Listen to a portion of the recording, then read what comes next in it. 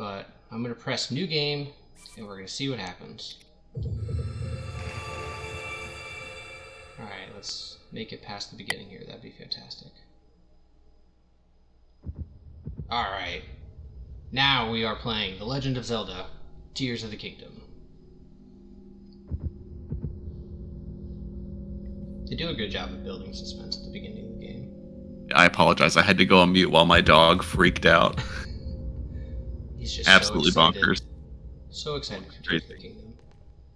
I was too during this. I had chill because I think I booted this up like right at release at midnight. And I would rank this probably in the top one of Zelda intros. Oh yeah. Well, and the thing too is, I mean, like, especially getting into this game, the hype was out of control. Yeah. Like, I don't know that any game could live up to the amount of hype that this game received. And then, like, when you see all this stuff, and, you know, we knew Zonai were going to be a thing, and all the trailers that we got, I mean, you're just set up for so much anticipation, especially in this part. I was definitely one of those people that was guilty of overhyping it like crazy. Oh, yeah. I think, yeah, I mean, I remember I was hoping that Demise was making a return. You know, I thought the Great Sky Island was Skyloft. And I think this section here, if you remember the portion of the trailer where they, because they had the Don Dons. Yep. And I think this area is a repurposed version of what, you know, where they had the Don Don drinking the water. Yeah, and then I think the bridge is broken, visible later on, like in the end game part. Oh, really? Yeah, I want to say I can't remember who it was. It was another Zelda tuber that found it. I think it's only you can only find it on the final approach. Interesting. Well, when we get around to beating the game, we'll have to come back to that point. So we need to be ready for anything. I think I'm excited. I know. Go ahead. Okay with you. I think one of the other things that they were supposed to be more of is, like, here there's a lot of luminous stone looking area, and I think originally the luminous stone was going to be more of an emphasis. So I don't know that this is more of just like an homage to that, because obviously, like, this never really comes back, and you can't really do anything with this. I really thought that they would just make the luminous stone Zonite, just straight up Zonite. Like, yeah. I thought that, like, they'd set it up to, especially because they had, like, talked about, I think in the description it was, like, implied that it contained, like, the souls of the departed or something like that. Maybe that was speculation from someone, but that I thought that they were just setting it up to be filled with, you know, like a spiritual power or something. The Master Sword is glowing. Yeah, I don't know what it is, but a lot of my content lately I've been referring back to Skyward Sword, and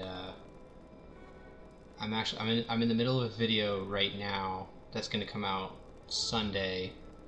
That is, like, all things Skyward Sword and Master Sword. So I'm excited about that, but it's probably the most story-rich modern Zelda if you don't count, like, Twilight Princess and like Wind Waker as modern, I guess. Yeah. I guess of the 20 teens and later. I don't know, when did it first come out? At any rate, it's easily the most story-rich one, so that makes sense. I remember Skyward Sword came out in 2011. Okay, yeah. I discounted that one just because of the motion controls, and I didn't own a Wii. And then when you recommended it to me, it's probably my third favorite Zelda game of all time. Wow. Really, really good. Really rich story. Okay, so then what are the top three? Because I think there's three other big ones that I'm getting curious. Well, I think I know, but yeah, what are your top three? I gotta go with Breath of the Wild as the top one. Because that's the one I can still just occasionally boot up and just wander around, and just get lost and not really have any intentions of accomplishing anything. Yeah. In terms of story, probably Twilight Princess. I put that ahead of Ocarina of Time because while Ocarina of Time was the first one I played, To me, Twilight Princess just feels like an Ocarina of Time HD. A lot of improvements. Yeah. And then Skyward Sword after that. I did not realize you liked Skyward Sword that much, and that's kind of tough too. Because there's a lot of good games, right? So, yeah, I've never actually played Wind Waker, which is a travesty, but that's just because by the time I got a GameCube, I think it was so late in the life cycle that I just didn't find a copy of Wind Waker. So it's actually interesting. And I don't have the poor pad, so I can't really like zoom in on it here. It's not that one. It's actually on the one that the column that fell over. There's a Sheikah Eye. Well, not the Sheikah Eye. I guess it's the Zonai's mind's eye that's depicted on each of these columns. I think it's a really neat detail. Oh yeah, I see it. They put a lot of the mind's eye on the third eye on the top of their head. They have that on a lot of their I guess it's jewelry, the stuff that goes like the sash in the center there. It's on Rauru and Mineru's sashes and Zelda's, and maybe we're walking towards spoilery stuff, so we'll hang back on that. But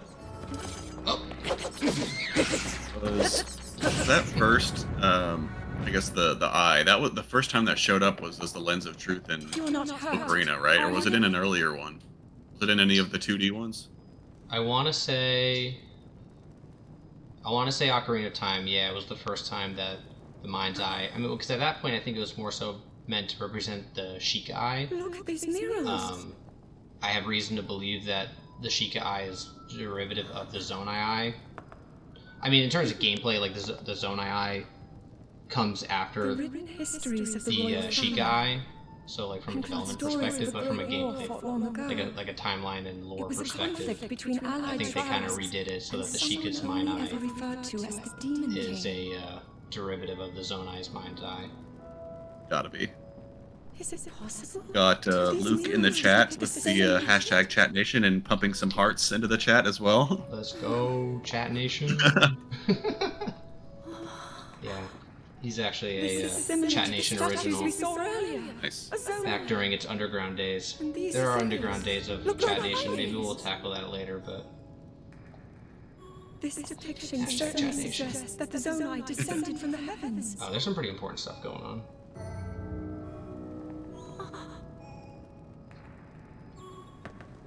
I remember like experiencing this for the first time was incredible. Born from a union with gods who had descended from the heavens. There's just so much lore. Yeah, easily the best intro, in my opinion. And if they are accurate, then the gods mentioned were the dropping in the question, what's Zelda? So the character that I'm running around as, that's Zelda. Yep. Little guy going around. Kingdom of Hyrule. In his green pajamas. This figure. He seems to be stealing something of incredible. Yeah, I remember thinking. I remember debating ahead of release whether or not that was Zelda when they showed the murals in the trailer. Oh, that seemed to be what the consensus was. Well, yeah, because because actually Zelda strikes that pose in Skyward Sword at the very end. So I guess spoilers for Skyward Sword. Really give a whole lot but yeah, she strikes a similar pose. So there are actually a lot, if you dig into it, there are a lot of connections between Tears of the Kingdom and Skyward Sword.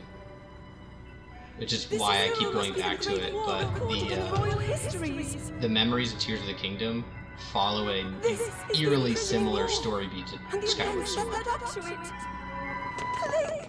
This is a huge discovery. Yeah, just the art style of the mural actually kind of reminded me of the ink blot style of the intro to Skyward Sword. I'm glad I didn't leave it behind. It's so easy to record. You pointed? Man, I don't want to dig into spoilers, but I just feel like watching this back over, it just makes me like, that's just all I want to talk about right now. I know. Would you believe me if I told you the poor pad came before the Sheikah Slate? Maybe we'll find more answers further ahead. No. you would have to elaborate on that. You are wrong. When we get to that memory, I will bring that back up, just to avoid the spoilers.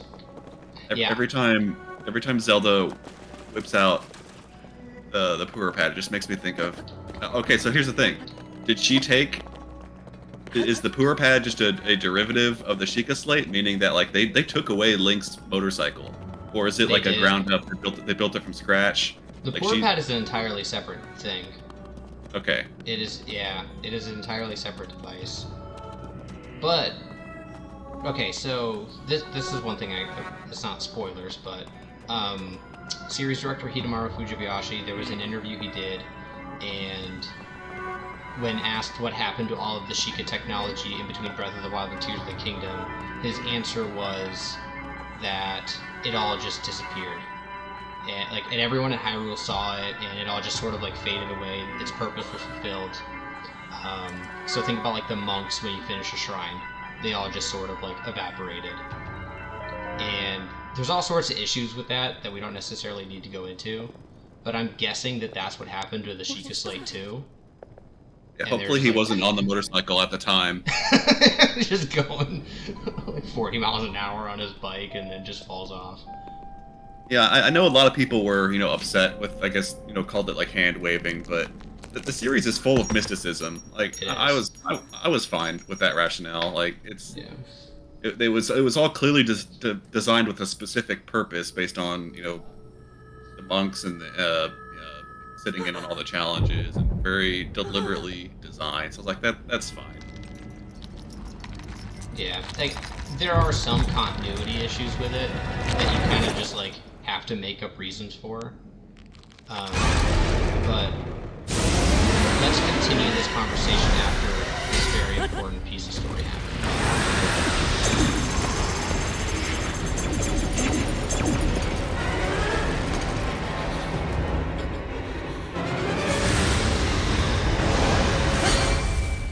Master Sword breaks for the first time.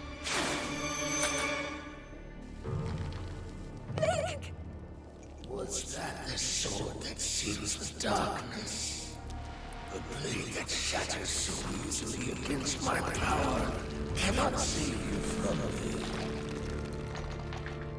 Zelda. You who carries that fragile sword. A Link. Rito placed his faith in you. That was huge. And that was all you could do. How do you know our names?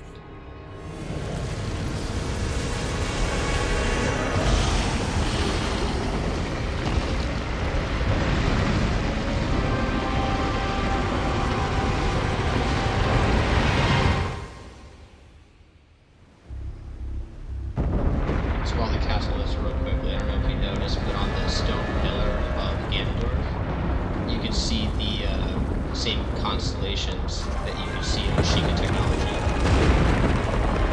Also in the Ganondorf ring. Yep. So there's a connection.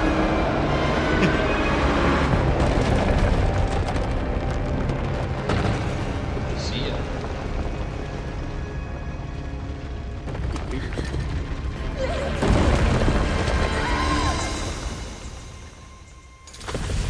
I like how just casually he just falls down there. So, Yep. bye. Not sure what your plan was. Yeah, yeah.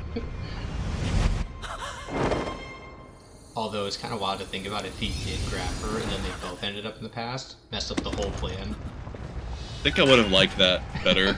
It's like, crap, now we both have to get back. Yeah. Not that I didn't enjoy the game, but...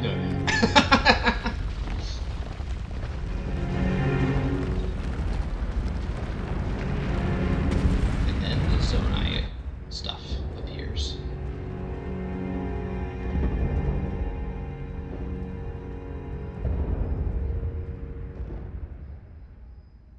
Probably a couple of characters that didn't return from Breath of the Wild that are under one of those.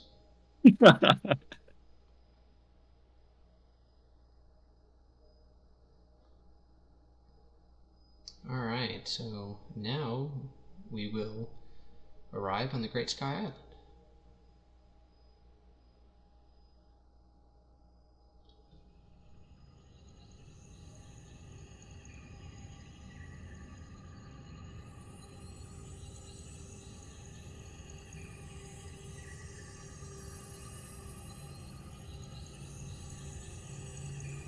In terms of character design, this is probably one of the coolest links with his own eye on. Easily, yeah.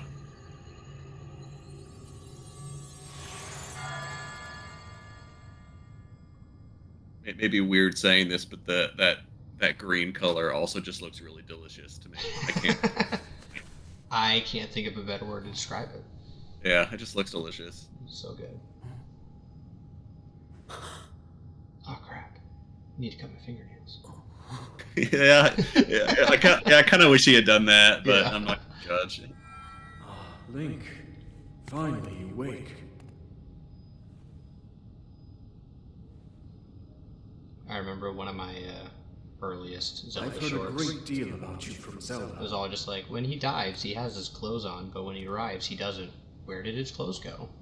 Your wounds were severe. Robert, what are you doing? I'm relieved to see you escape death. Your arm, however, was beyond saving. I had to replace Well, actually, it, 'cause lest you the can- injury endanger you further. The fact that he has the new, I forget exactly what the armor piece is called, but the new champion's tunic, I guess, is a little bit of a, I don't want to say retcon, but the way they explain it, he shouldn't have had it at the beginning of the game. But I guess maybe Rauru put it back in where you eventually find it in Hyrule. Got Mr. Croissant in the chat. Hey, Mr. Croissant. Day is going well. How about yourself? We just found the Decayed Master Sword. Ganondorf messed it up.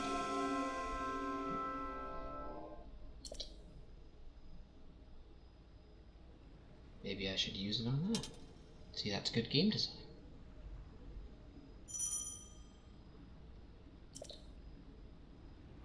You know, some of those refreshers probably aren't going to be a bad thing for me. I have spent 500 or so hours, but you kind of get locked into, like, you don't think about the mechanics at that point anymore. The problem I have is on my computer, depending on the game, I'll play with the Xbox controller. Different configuration with the buttons, and it messes me up every time I come back to either this or Breath of the Wild. Oh, so you have like a USB Xbox controller you plug into your dock, or? No, just for PC games. If Gotcha. I'm playing with a controller, then I'll use my controller. That is the biggest difficulty I have, just because Nintendo decided to be different and they swapped the A and the B button. Well, I mean X and Y too, but A and B are the ones you use primarily. Probably a patent thing. I'm guessing they couldn't. Yeah. I mean, well, I'm sure it was just kind of an evolution from the GameCube design, because, I mean, I'm trying to. I don't have a N64 controller to reference, but I'm trying to think, and I don't think that they've had a quote-unquote standardized button layout since the N64 controller. I think they've.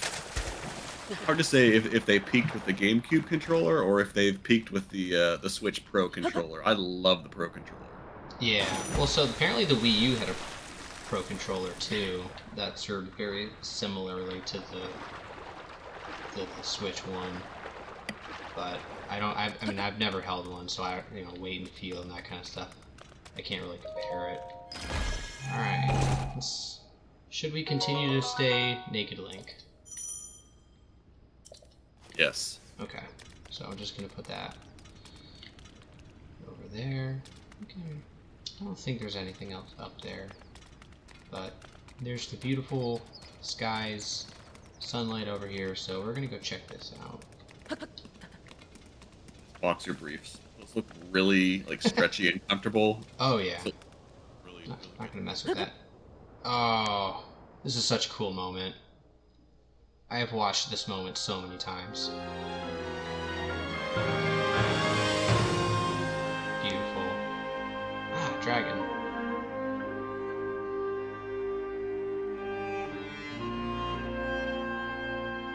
We've seen some YouTubers attempt to go out of bounds and go to the light dragon. Well, actually, no, I don't think the light dragon's out of bounds. I think you can get there naturally. I think you have to do a couple of glitches to actually work your way over there, but it is possible, which is pretty cool. Man, too, yeah. I don't know. I struggle to say this is my favorite game because I like Skyward Sword so much. Breath of the Wild is such a good game. I don't know that I would say specifically that I have a favorite Zelda game. It probably goes back and forth between Tears of the Kingdom and Skyward Sword. And the only reason Breath of the Wild is not there is because Tears of the Kingdom and Breath of the Wild are too similar. But just for me, the Tears of the Kingdom is the more refined version of, I guess, this game. There are a lot of quality of life. Yeah, a lot of quality of life. Yeah. Like the Sheikah how loud the Sheikah sensor is in Breath of the Wild. Oh yeah. Looking for a shrine, it just screams at you. Yeah. Little things like that they polished in this one. Yeah, like the menu UI is a little better.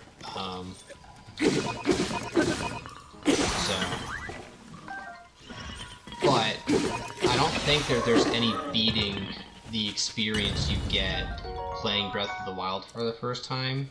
Because you just don't capture that with Tears of the Kingdom because you've played Breath of the Wild. So, like, I try to separate that when I talk about, like, oh, what my favorite game is. Between the two. Because there's just, I mean, especially coming off of Skyward Sword, because for me, it's like I had just played Skyward Sword. I was a little late to Breath of the Wild. But that moment when you walk out of the Shrine of Resurrection and you just stare out across Hyrule and you see it, you can go there. I mean, that's kind of the big theme of the game, right? But yeah. Just that being the overarching presence, that, like, I think Tears of the Kingdom tries to replicate that moment, and it just can't. Yeah, you can't possibly replicate the magic of exploring a place for the first time. Exactly. And that's okay. Yeah. That was the theme of Breath of the Wild, was the exploration and the isolation in nature, and that's not the theme they were going for with this one. Yeah. Now, I mean, because I think it's when we get past the Temple of Time, you know, the cloud barrier goes away and we can see down. I mean, that is a stunning view, an absolutely stunning view. But it is a world that we know, you know? Yeah. Alright, so now we're getting the poor pad that Zelda left behind. So, theoretically, so Zelda disappears, and then, what, maybe she ends up on the island, and then she hands it to this guy? That's what went through my head the first time I went through this. I know this has been talked about to death, but I find it funny. I like that Nintendo works their own products into their games, like the GameCube, yeah. Like the Game Boys in your room in Pokemon. Mm-hmm. And I thought this was a genius way to have the Wii U pad and I guess the Switch in Breath of the Wild, and now this one is more explicitly a Switch. Yep. Tears of the Kingdom. Yep. That's the Temple of Time. Is it the Temple of Time? There's already a Temple of Time. Oh, you know what? Okay, so I mentioned earlier that I'm working on a Master Sword video coming out this upcoming Sunday. And one of the things that I stumbled across in that research, because I've been kind of going through where have we found the Master Sword in different games. So, you know, Skyward Sword, we leave it in the Temple of Hylia, the Sealed Grounds. And then that is where, and I forget exactly where it's quoted, but we eventually find the sword in the Temple of Time in Ocarina of Time. And so the Temple of Time in Ocarina of Time was built over the sealed grounds of Skyward Sword. So that was confirmed somewhere, and I don't know the source, but that was confirmed somewhere. And then, if you follow the 3 different timelines, I think in the Downfall timeline, you find it.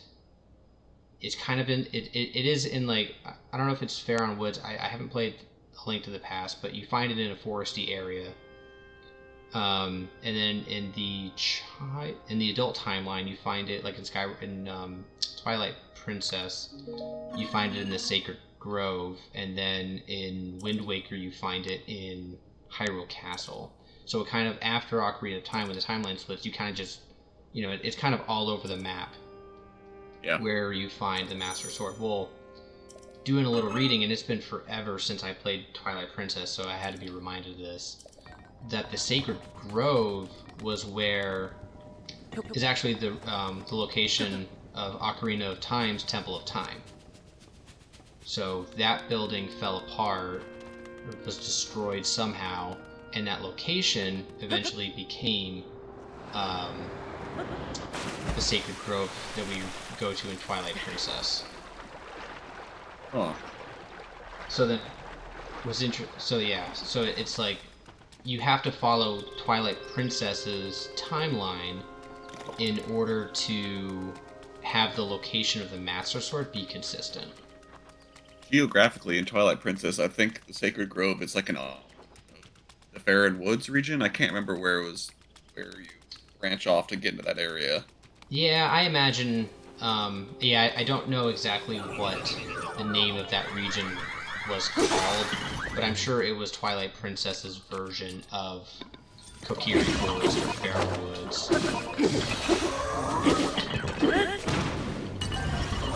Got the bomb with a bomb. Okay, I'm a little confused. So one of my common, or my more recent gamer tag, I don't use it anymore, was Beta Bomb, so that's kind of confusing. That's confusing me a little bit. I don't know if that's somebody I know or not, or just a wild coincidence. Alright, what's this guy doing over here? So I think, yeah, so next we'll head to the Temple of Time, and we'll go ahead and get this kicked off. Oh, Toasty Sky Shroom. Ah, it is Zeta Bomb. No, I do know that. I can read the name. Alright, so anyways. But yeah, so I just find it interesting with respect to the Master Sword and where it's been. Then in Breath of the Wild, I think you, without trying to pin Breath of the Wild to a singular timeline and just saying safely that it's the product of some convergence of the 3 original timelines, that then the Great Deku Tree just sort of shows up in that area. It's just kind of odd, because it's like, how does a tree move? But point being that it's that branch of the timeline, the child timeline, is the only one where the Master Sword's location is consistent. Interesting. So there's some unmasters. So there's some there. All right. Ooh. Yep, I can throw it right. There. Yeah.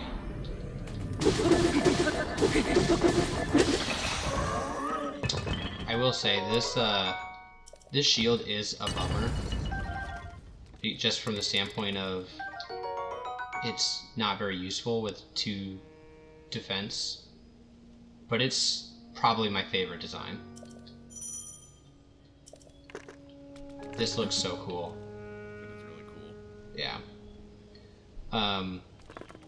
Also, I should point out before we get into the story piece, so there's no UI elements on my screen right now. I am intending on playing the whole thing. They call it Pro Mode. It doesn't have any of the HUD elements on it. So I want to be able to use this for footage for future videos.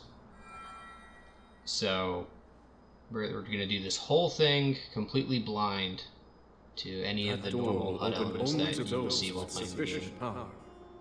Ah, who's that guy? I'm sorry. I did not intend to startle you. I think you did, but okay. Got a It was question. I that spoke to you earlier. That arm originally belonged to me. Is this a thermodynamics question? Thermal lift requires Yes. during the heat of day. Do you get additional lift versus a the little like heart emote thing is kind of blocking Forgive me for appearing versus to a you in fire this in the manner. green light or cold. Unfortunately, I no longer have a physical form. So if you're asking about the game, well, I was don't gonna know. say, you want to take that one? Should allow If you're asking about real life, I also don't know. to do so. This is why my job is to just respond to emails. There it is. But you would Yeah, need to I mean, enter I was the gonna great say field of if sacred if you're talking about the game, you can make a fire whatever the temperature is, and it gives you lift. Why not visit the shrines on this So- island? I would guess that the lift would be greater in a cool climate.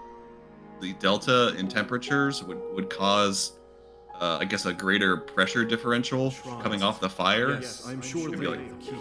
pushing the air up harder and faster. But in terms of the game, I guess, Chat Nation, you're gonna have to answer that. Yes, well, I think I like what you said. You know, the difference in temperature causes greater lift. You know what? That could be a science experiment we could run. Yeah, but he's asking about in the game. Well, that's what I'm saying. In the game. Oh, yeah, you yeah, can yeah, go to okay. Hot or cool. So we'll have to pencil that one down as something we're gonna have to do in this playthrough. So I am. Or not. We got someone in the chat saying that the mechanics are the same for night and day, so we'll play around with it anyway. Yeah, we'll play around with it. All right. You ever hear the myth that if you dropped a penny off the Empire State Building, so if it landed on somebody, it would just go right through them and kill them? Yeah, that freaked me out as a kid. Yeah, I imagine that's a current concern for somebody down there, because I just chucked that rock off the sky. You just obliterated a village. Although that rock is going to do significantly more damage than a penny. Yeah. Alright, so let's head over here. Let's go to our first shrine. You know, I'm surprised after that thermo conversation that our viewership did not just 10x. Like, hey guys, come check out this stream. They're talking thermo. I'm glad I didn't have to take that. Just let me skip it.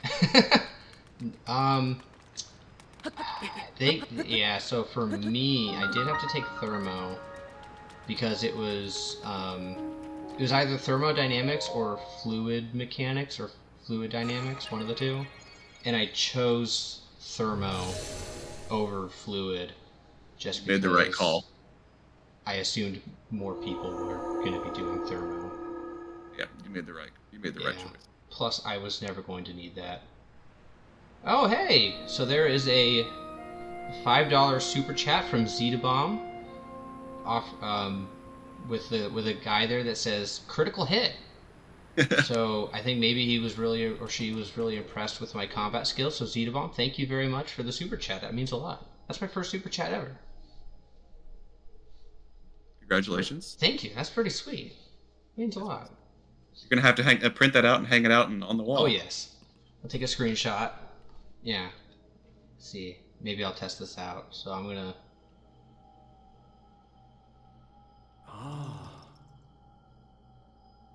Oh, here we go. 99 cents from Luke Deef. Thank you Another very one. much.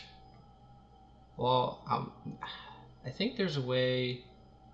I thought there was a way to kind of highlight that. I'm pushing the button on my back end thing here. And it's giving me the option to put the user in timeout, which I definitely don't want to do. So suffice me not being able to put it up on the screen. Zetabomb and Luke Deep, thank you very much. That's greatly appreciated. Alright, let's focus on the shrine now. Let's get into this. Thought it was kind of interesting. I think obviously they're trying to paint the picture that the Zonai are older than the Sheikah. So, you know, their shrines are just this sort of primitive looking rock as opposed to, you know, the fancy tech looking Sheikah shrine. Yeah, all the mechanistic stuff with the not cyberpunk. What do you call it? Like just the constellations and the steampunk aesthetic. Mm-hmm. Yep.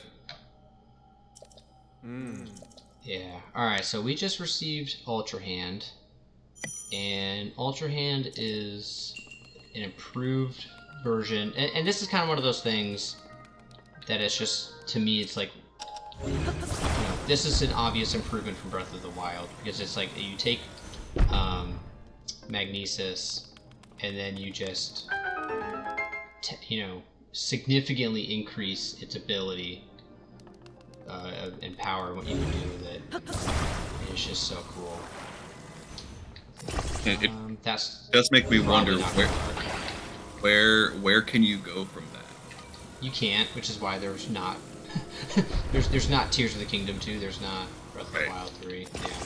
It'll be interesting to see I will say, what mechanics they put in the next one. Yeah. The so obviously my experience from Breath of the Wild was concerned about my joysticks, just how you're just kind of shoving on them the whole time. And then when you do Ultra Hand and you think about how you separate things, it's like, okay, well, I knew my left joystick was screwed because I was shoving up on it the whole time, and now they give me a reason to mess up my right joystick, and everyone wonders why we have Joy-Con drift. I have never experienced that, but I guess it's because I exclusively play with the Pro controller. My eyes are too garbage to play with the handheld. I'm always playing on the TV screen. Yeah. So I did have drift. So my day one Switch, I got the gray Joy-Cons, and so I took it. I think they still do it, but I took advantage of being able to send my Joy-Cons in, getting them repaired, and sending it back. And since then, I have not had issues. So whatever they did, they fixed it. There was also a guy on YouTube who found out if you just take like the thinnest little piece of paper and put it in between the plastic and the little touchpad, that fixed drift. So I don't know, maybe if Nintendo knew that ahead of time, but yeah, because that was the other thing, is if you had like specialty Joy-Cons, they weren't guaranteeing that you would get the same Joy-Cons back. So I'm sure people were sending in like their Skyward Sword or their, I don't know, colored, I'm trying to think of what specialty Joy-Cons they had back then, like maybe there was a pair of Mario Joy-Cons. They would have sent those in to get the drift fix, and then they would have just gotten like gray ones back. I would have been so mad. Yeah, well, I never bought any specialty Joy-Cons because I know I just wouldn't want to play with them. And I have to say, so that first introduction to the rail. Oh yeah. On the rail. One, I was impressed by, I guess, the physics mechanics and how easily you can use those in the game. Mm-hmm. Two, I can't ride on those without saying "we" for the entire time. My brain won't let me do it. We'll have to make that a part of the stream. Donate to make me stop. Right. I'm going to do this.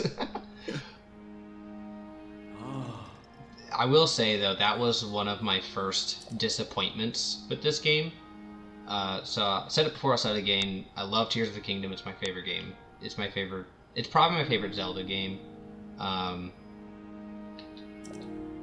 But that was one of my first disappointments, is that's used basically nowhere else. The rails? Yeah, the rails. Well, the hooks, I guess, specifically. The rails you get on Death Mountain. But yeah, you're right. I guess you use the hooks like a little bit here on this island. Then everywhere else you just have like mine carts, or you can print your own. Yeah, you print your own mine cart. So. Yeah, I was heavily upset with the fact that the hook mechanic. Well, and I think there's a couple Sky Islands where it makes a return, but it's just so underutilized. Yeah. Alright, well, so, because earlier in the game, we got, the bridge made itself for us, and now we have to make our own. Alright, so we have Ultra Hand. We are off to our next shrine. Definitely looking to get all of the... I mean, I would definitely want to finish Great Sky Island on this stream. So that is the plan. Oh, no. I almost didn't make that. Oh, I don't think I was paying attention. Alright, so that's a friendly construct. Let's see if there's any... It just said that was intentional skill. Oh, yeah. I meant that. Speedrunner. I knew that was going to happen. Alright, so here's Rauru again. Hey, Rauru. See that they're at work. Even now. All of us are fond of them. Never imagined they would continue to carry out their assigned tasks to this day. Yeah, so I guess theoretically there were many, many, many other Zonais who lived.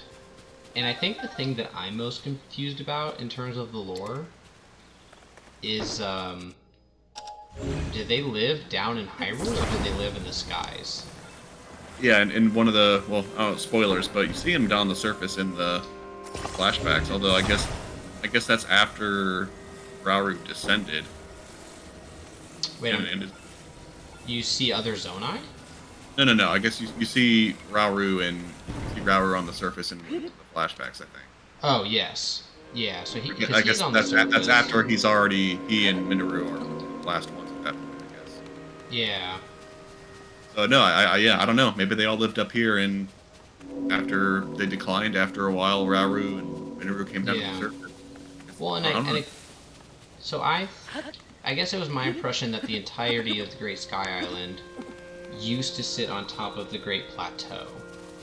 And when everything got risen skyward, this all came with it. Which is why then I question, okay, well, there are a bunch of other Zonai. Okay, were they living on the surface then? Because all this was down there. I don't know. I think that there's a lot that we don't know, just because they don't really dive into Zonai culture. They talk about Rauru, Minoru, and Minoru knows, but that's it. Yeah. Alright, oh, there's the shrine. Okay. So now we're going to get an introduction to boating. So let's go ahead and go make ourselves a boating McBoat face. And I know I'm dumb as a rock because I had such a hard time finding my way around this island. I'm not sure why the Great Plateau is so much easier for me to navigate. Maybe it's because the Great Plateau had a lot of variety in the terrain, or the color of the terrain. So like you got the snowfield versus the plains, where you find the Lionel if you're playing Master Mode. Mm-hmm. I definitely think they made the Great Sky Island harder to navigate because your tools are greater. Yeah, okay. I was about to say, I thought there was going to be another...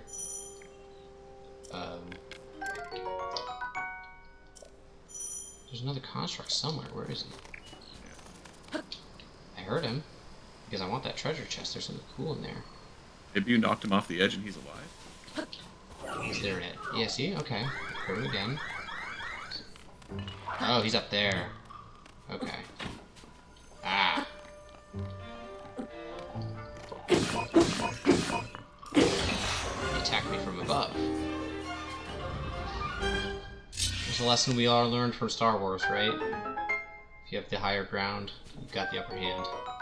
Well, not today, Construct. Up. No! Oh! I had the opportunity to grab that and I missed it. Darn. Hey, if you're in the stream, just wanted to say, hey, thanks for hanging out with us. If you aren't already and you'd like to get more content about theories and whatnot on Legend of Zelda, Tears of the Kingdom, Skyward Sword, Breath of the Wild, my channel covers... I mostly talk about Tears of the Kingdom, but consider this mostly a Zelda channel, so if you're not subscribed already, I would hope that you consider subscribing and you'll get more of my content going forward. I will be streaming every Tuesday at this time. That's the current plan. So, if this is the time where you're available, hope you come hang out, say hello in the chat, which is the official Chat Nation So that is actually Chat Nation lore. We got a little bit of that. That the chat there is Chat Nation. I am not Chat Nation. My identity is yet to be revealed. But that chat is Chat Nation. So there's a little channel lore for you. What will it take for you to reveal your true identity? What? I don't even want to say a number. So, alright. I think that worked. Or we can run into a weight problem. I have an axe, don't I? Yeah.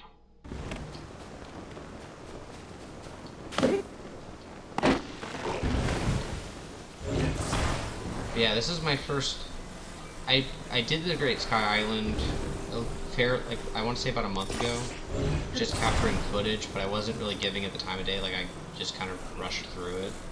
So this is my first time really giving this the time of day again, and I think certainly some of the intrigue is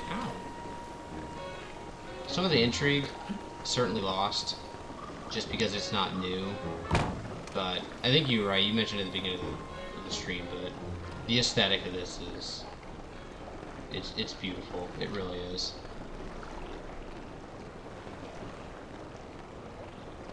Yeah, I really thought they were going for the Sacred Realm vibes. Yeah.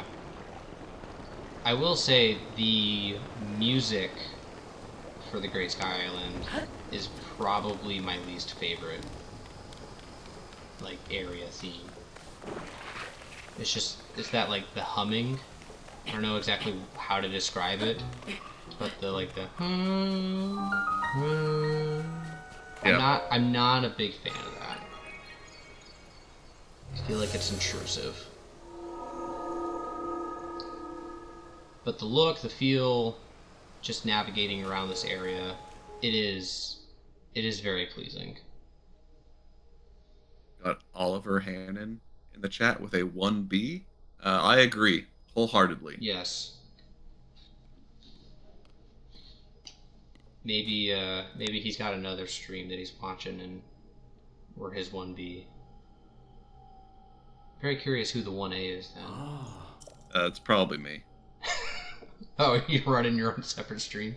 Yeah. Nice. I'm streaming your content on my own separate stream. Oh, nice. Yeah. Yeah, we're doing great over here. Alright, I forget what you did. Fuse. Nice. There's been a couple times just already where I've gone to Fuse and it's like, oh, nope, can't do that yet. Same with the paraglider. That is something that I do want to do maybe after this. So I do have a Breath of the Wild stream in the plan after Tears of the Kingdom, but something that I would like to do is a challenge run where I don't use the paraglider. I think that'd be really, really fun to do. Aside from like necessary shrines, or just skip those shrines entirely. Yeah, just skip those. Yeah, just beat the game without the use of it. All right, so that means you'd be skipping the Va Meadow fight. I'm sorry, not Breath of the Wild. Tears of the Kingdom. Well, I mean, I would do Tears of the Kingdom without a paraglider, not Breath of the Wild. Okay, yeah. But yeah. Oh, I need a key for that. Okay. Alright, so... the last one did not... Luckily, these don't require a whole lot of puzzle solving. Alright, let's go ahead and get all these fire fruits, because I gotta set the wall on fire. And fire fruits are gonna be... I think they're gonna be handy in a later portion of the Great Sky Island. Got a question from Oliver. Have I done a Z-Link? Guessing referring to a Zelda Link romance speculation video. That'd be my guess. I have not. No. And I don't know what I would have to add to that conversation. But maybe an interesting discussion is which game does Z-Link best and I think you need to group Breath of the Wild and Tears of the Kingdom together. But Breath of the Wild, Tears of the Kingdom, or Skyward Sword. So I'll let you answer first. Who does Z-Link better? Oh, I think it's more relationship is more in your face Skyward Sword, and I appreciate that forwardness about Skyward. So I would say Skyward Sword's better. I think I actually like Skyward Sword Zelda better too. Zelda and Breath of the Wild probably has better character growth and more character depth. But I don't know, something about just it being the first Link and the first Zelda just carried a lot of weight for me. Yeah. So I'm in trouble of dying.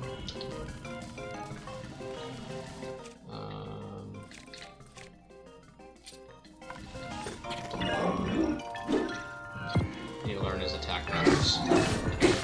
That messed me up so many times. I just died on the Great Sky Island. That just happened. I mean, I tried dodging out of the way. It didn't work. I was talking about Z-Link. I definitely died to the captains several times. I was planning on not dying this entire stream, and I didn't mean just today. I meant the entire gameplay. How embarrassing! And I know. Hour 1. I didn't even make it out of the first hour. Alright. Now I need my revenge. Let's see, do I already have the key? Yeah. So, I have to call you out. You just left a sword in the ground back there when you could have swapped out one of your tree branches with it. Is what it is. I am not a big two-handed weapon guy. I don't like them. Really? Those are my favorites because it just interrupts them constantly. So there is a use case for them that I certainly use them for. Like if you can get the rotation going, then yeah, those things are OP for sure. But I don't like them. My reflexes are also just too garbage to make use of the shield for parrying and stuff like that. I think the only time I ever successfully parried is when it's necessary to do so in the Breath of the Wild. Oh, he died. Okay. Ganon fight. Yeah. So yeah, I thought he was about to beat the crap out of me, and then that happened. So that was pretty cool. Here we go. That's a nice weapon right there. I will oftentimes choose a weapon solely on its look and not attack me. All my weapons looked like absolute garbage. So to give my opinion on the Z-Link conversation, it is...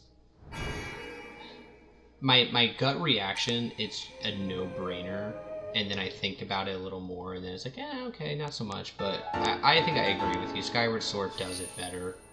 I mean, they barely stop short of Zelda admitting her love for Link.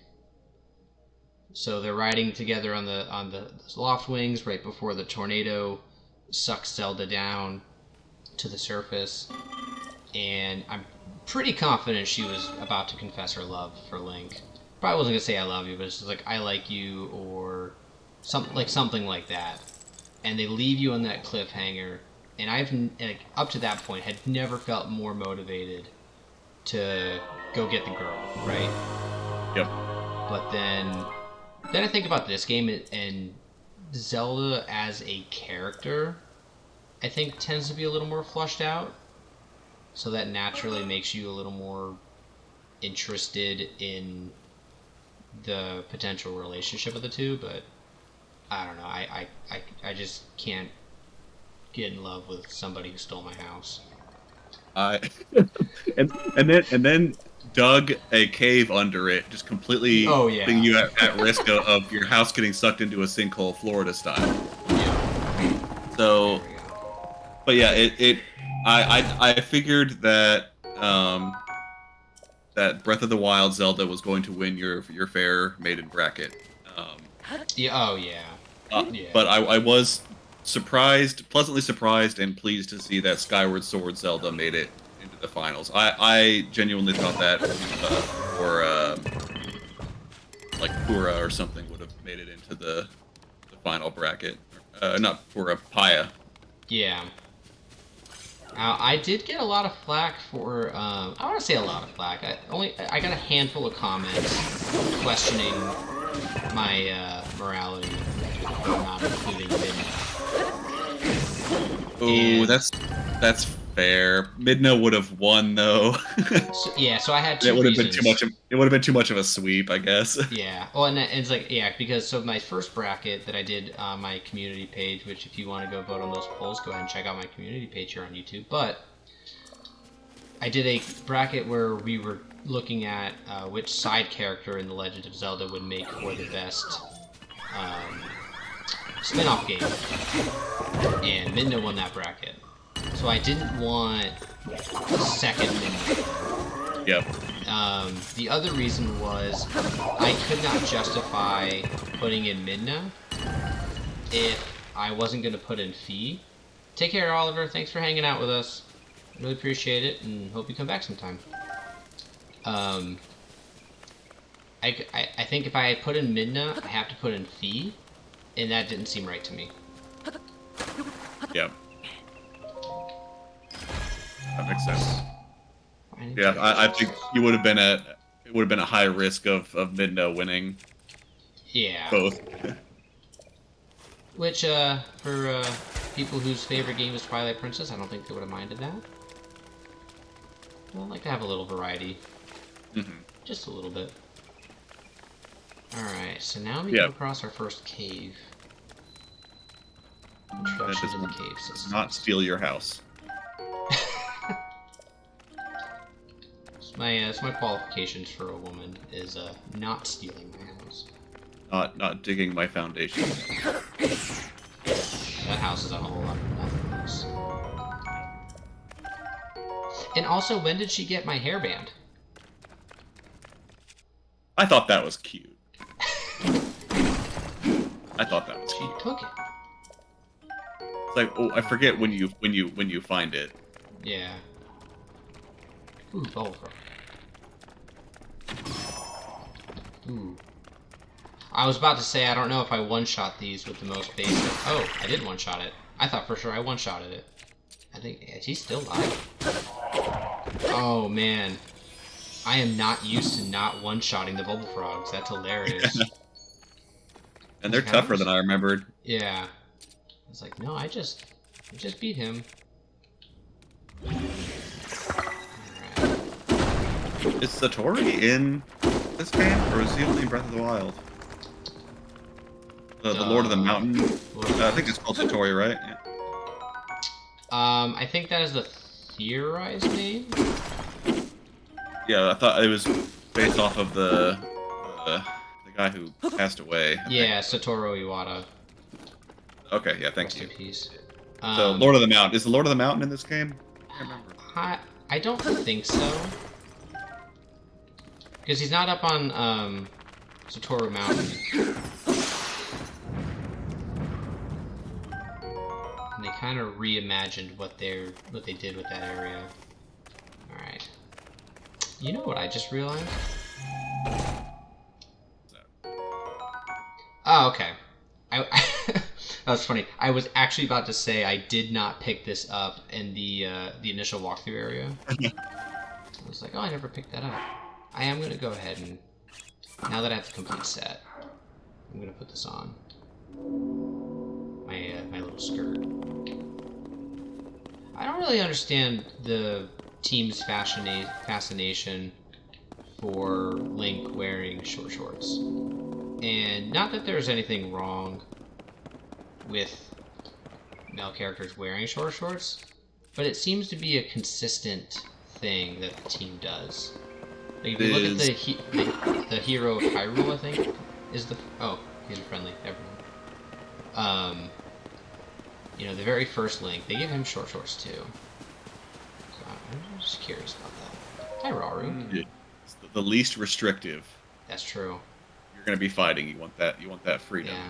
Well, that's why volleyball players wear short shorts, right? Yeah, that's why. Yeah.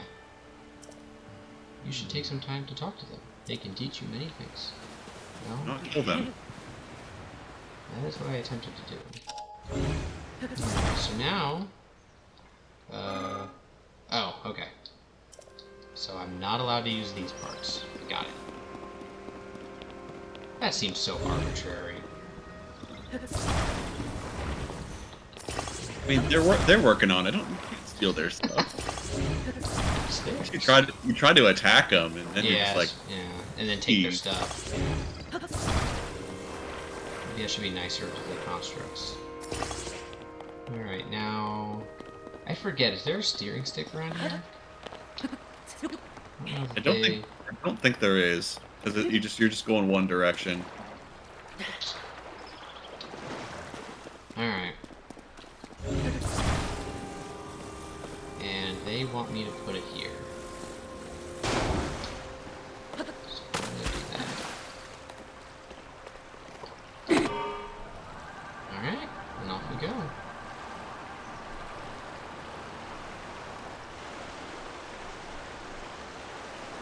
Yeah, there's some rails. Maybe we can get into some rail surfing.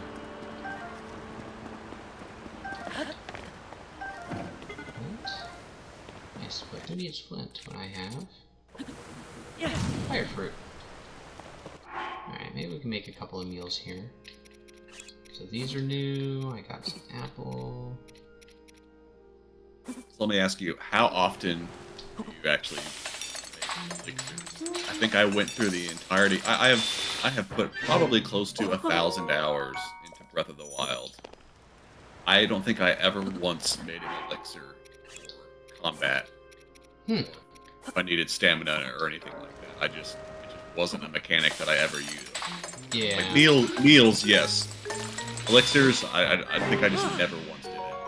Critical.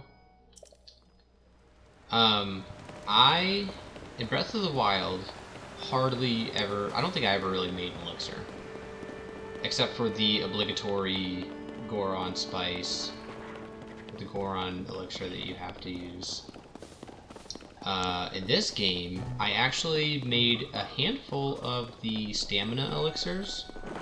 So when I first started this, I was on a quest to have as much stamina as possible because I wanted to run around and explore as much as possible. And so I made a lot of stamina elixirs just to deal with the fact that I did not have a whole lot of stamina, just so I could climb up more mountains and generally get to more areas that I would not otherwise be able to get. Right. So, I don't know what exactly they want me to do, but I'm not gonna do it. So I'm gonna make a big ladder.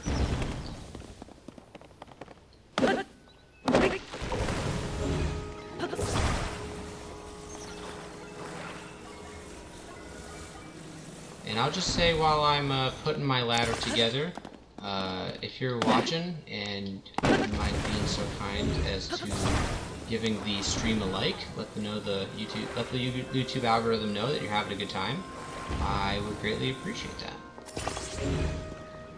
One more. And then we're gonna have a really cool ladder. Let you wield that as a weapon. The trunk? Yep.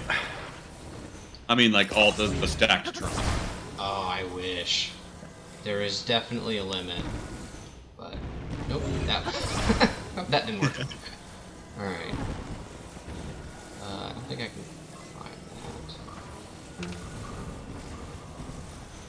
There we go. Now I'll use this to get up top. Okay. Alright. I have to go deal with that now. Just made some meals. Tasty shroom. Yes, okay, and there is my good one. I just got a oh, that's a captain.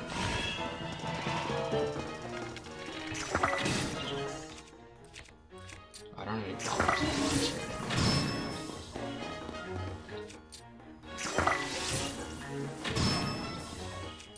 We're fighting first fight against one of these guys with a barrel, and that barrel just doesn't live. Yep. And I was making fun of it too. I was like, oh, this guy with the barrel. Yeah, so goofy. He's got a barrel. Then I think about how bad it would hurt if someone hit you with a barrel on a stick. Yeah, that would definitely hurt. Like, yeah, I'd probably fall. Well, and I also wasn't really thinking about how much Ganondorf messed me up at the beginning of this game. He took all my hearts.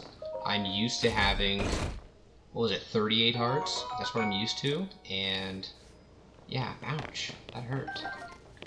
Alright, so now I can finally do what I wanted to do in the first place. And do a little fuse action with this construct horn. I know it doesn't make any sense, but if I could use spears and shields, spears would be my favorite type of weapon. Because I like how quickly you can, oh! Nope! Alright, I'm gonna give this one more try, and then I probably need to do this the way the game intended. It's getting up to the top here, because after this... There we go, got a little bit of stamina back, now she gets to the top. Because we're about to get into the snowy area, and traversal in the snowy area is the most difficult. Okay, alright, well, here's Rauru again. Rauru's up there just... What do you look? Oh, he's looking at the... What the hell's this guy doing? As a ghost, he's just, you know, revisiting days long past. Staring out. Oh, this is actually a really nice view of the Temple of Time. Alright. Now, I'm not going to ride that as much as I want to. Okay, now, so I have a lot of questions about this. Because this is a massive structure. It's very cool. Alright. This leads to the storage area, right? No, no, that's, yeah, I don't know, where does that go? Well, yeah, so, I mean, here it leads to the snow area, but it clearly must have been something of importance, like, lore perspective. The bridge on top? Yeah, it's a big bridge on top. I'm trying to remember.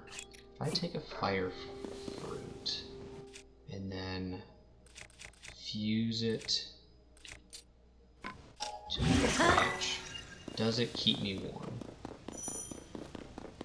No, it's a different type of... Okay. So... maybe I should actually make some elixirs here to get through this area. Because I am definitely trying to one-shot this. I'm not trying to spend any... Ah, spicy peppers. There we go. Oops. Right move seeds. Alright, so... and it's monster parts that give you elixirs, so I think this should work. Nope. They give me dubious food. Interesting.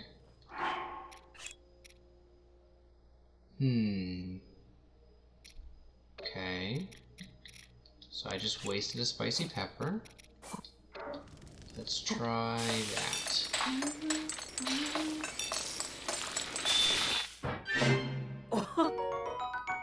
Alright, 3 minutes should give me plenty of time to make my way to where I'm trying to go. So let's eat that.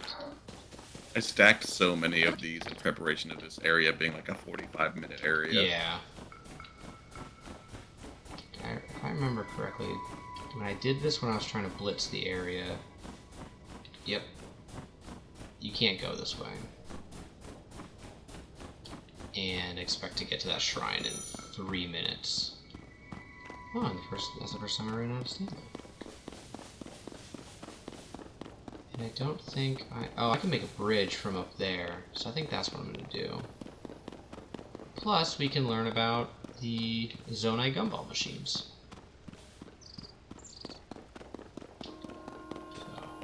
How many times have you played through Tears of the Kingdom? Was it just the first time? Just the once, but I think I found every gumball machine. So I wanted to stack up on cannons. Ooh, that's a good one. If the wings didn't have a time limit, that would easily be my favorite. Yeah. There we go. Oh, here we go. Now we can start cheesing. Alright, so how many fans did I get? 4? Perfect. So here's what we're gonna do. Here is what we're gonna do. You ready for this? Alright, so let me bring this over here. Man over here just completely ignoring the Korok. Well, he'll find his friend, right? Crying, begging for help. Nope. Alright, so I'm gonna put you here. You here. Put you here. We are gonna fly to the shrine. And I set it on fire. Rat. Oh man, that did not work. Oh no. Okay. Oh, that didn't work. That'll make a good. In my head, that was going to be perfect. You're gonna have to turn that into a short as a teaser for this stream. Yep. I have to be short. All right, we'll help this guy out. Yeah, like I didn't find 900 of you. Well, I'm trying to think of time, like 7 years ago. My friend is sending a smoke signal. All right. Well, maybe I shouldn't ditch my fans that I just paid 5 charges for so quickly. Yeah, I don't want those.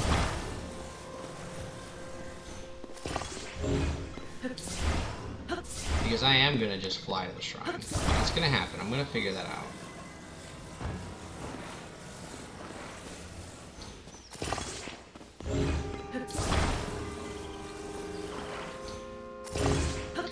And you come with me. I do wish navigating with Zonai equipment was easier, I guess. Yeah. There we go.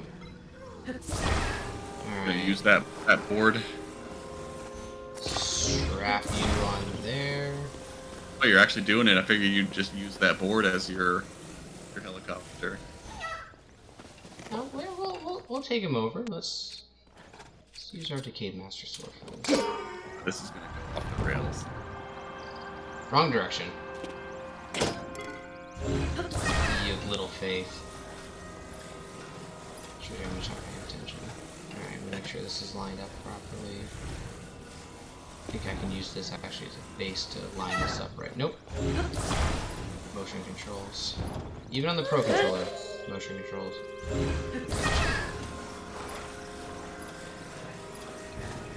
Alright.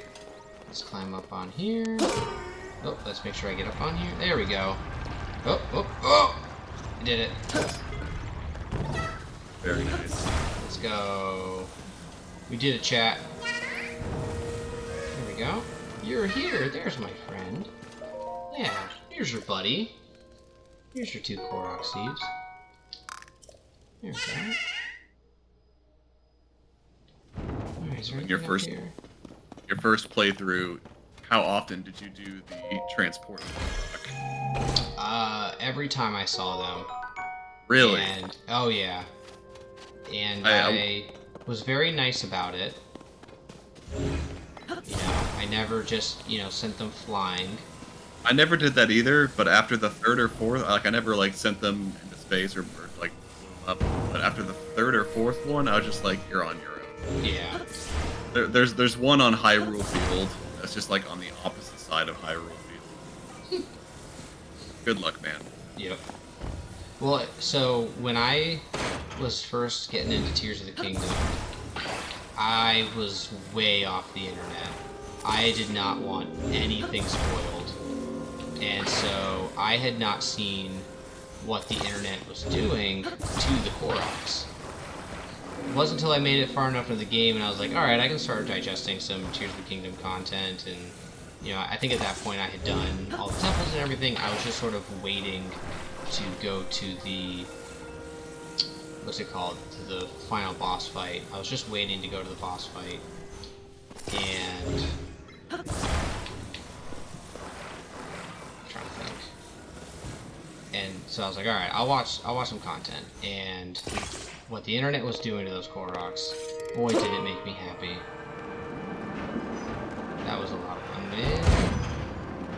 Alright, we're good. I like the little guys.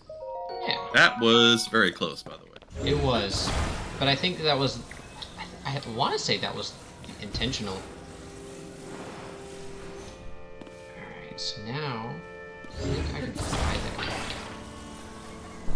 Not in that thing. You sure about that? Do you think it's too heavy? I think it's too. Let's find out. And maybe make a save and let's find out. Although actually, it won't survive a save, will it? It's spawn. Yeah.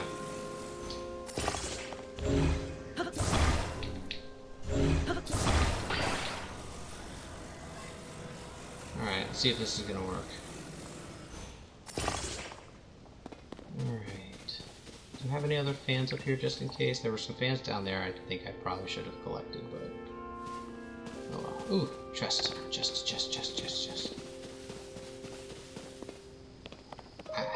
I did this. Okay, so when I told you I went through the Sky Island and I just sort of like blitzed it because I was just trying to get the footage of all the different cutscenes that you go through on here.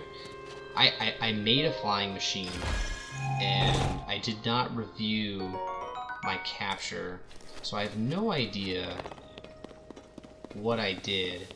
But I'm wishing I had. I wish I remembered,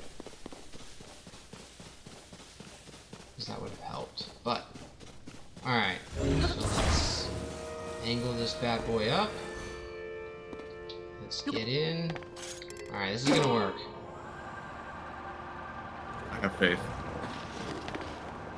Oh! Nope. Nope. Alright, Zelda here. Ooh, a geoglyph. Did you see that? Yeah. Oh, that would technically be our first introduction to a geoglyph. That's cool. Alright, so there was an attempt. Yeah, and it did not work. Alright, so now... I think I can climb up to the top of this thing. Right? You know what? I need to build a little bridge. That's what I need to do. Alright, so let's go build a bridge.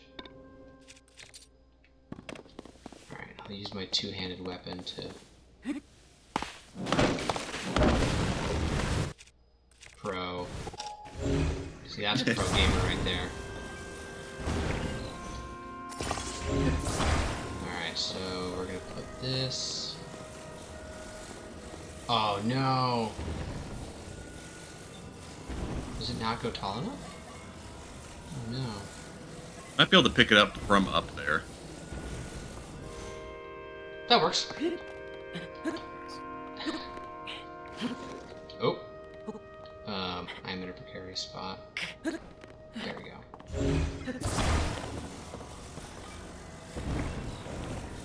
I think I need to do...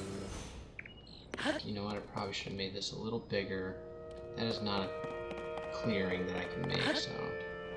I need a longer bridge. Sorely... I don't want that. Sorely underestimated how much bridge I was going to need.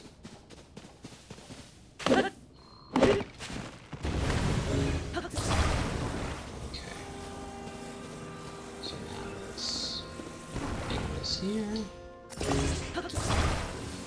I will say this is a lot of fun, but the time it takes to build anything useful is kind of a drag. Yes, that was. I've never been a big fan of crafting in games in general.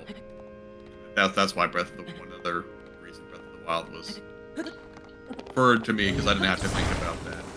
I will say they handled it better than I think any other game could have.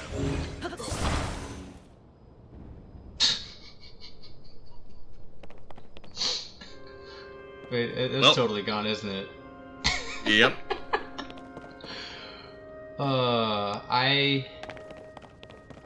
Okay. And the trees are gone. I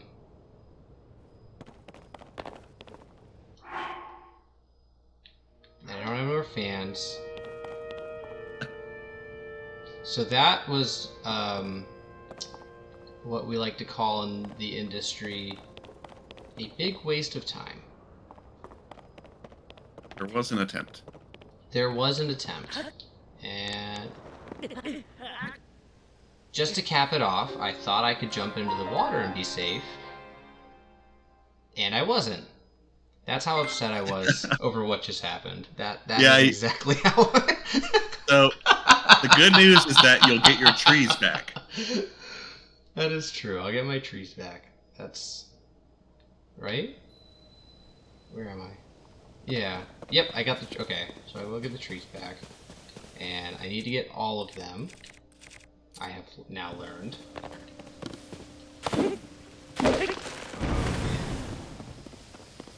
I don't know if you watch Game Grumps, but I feel like Aaron.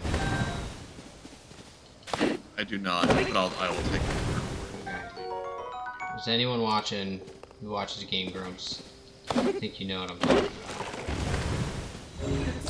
We'll say he's like famously. I watched his so they're a, I don't know if it's fair to call them a Let's Play channel, but that's kind of the legacy. They've been doing, they play through a game, just two old pals playing through a game, and they've been doing it for a long time. Doesn't get any better than that. Exactly. And yeah, when they played this, Aaron had several moments, something similar. It's my moment. All right. So now this is gonna work. There. It's not gonna fall on me. And I am dedicated to jumping. Okay. Come on. I'm gonna get this. This is gonna work how it's supposed to work. Okay. Okay. There we go. We're on track. We're back on track, boys. Alright. Now, this is how developers wanted me to do this. Alright, so now I'm going to walk across. Ooh, ooh, ooh. There we go. Alright, we're here. We made it to the snowy area. I ate my warm food. Luckily... hey, Raru. I have some wood. And... did you eat your worm? I did. So now if I sit, I'm not going to necessarily gain any... I'm trying to think if there's something I can do here. Go ahead and eat some apples. I don't think you ate your worm. I did. Yeah. But I don't know that I have any options here to... oh, wait a minute. Yes, I do! I have a ruby! Ah! Oh yeah, just strap that on. Yep, I'm gonna put a ruby on... which of these can I... tree branch broadsword. So I think I have to go here to destroy the fused material. And we'll fuse ruby to it, and it acts as a heat source. There we go. Alright, we're in business. See 6 likes on the stream. Greatly appreciate everyone who has liked the stream. I think a goal of 10 would be pretty cool. That's a round number. Yeah. And oh. Okay, cool. It comes back. Nice. But anyone who's watching, appreciate you. Haven't had an activity in the chat for a little bit, but that's okay as long as you're following along, enjoying the stream. Greatly appreciated. Set some of them on fire. There we go. And they are still around.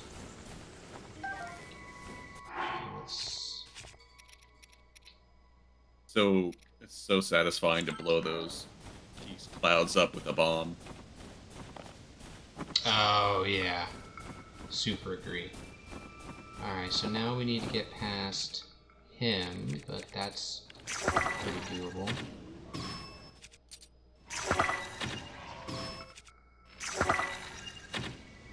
Oh, okay. Froze him at least. And I unfroze him when I could have just set him on fire.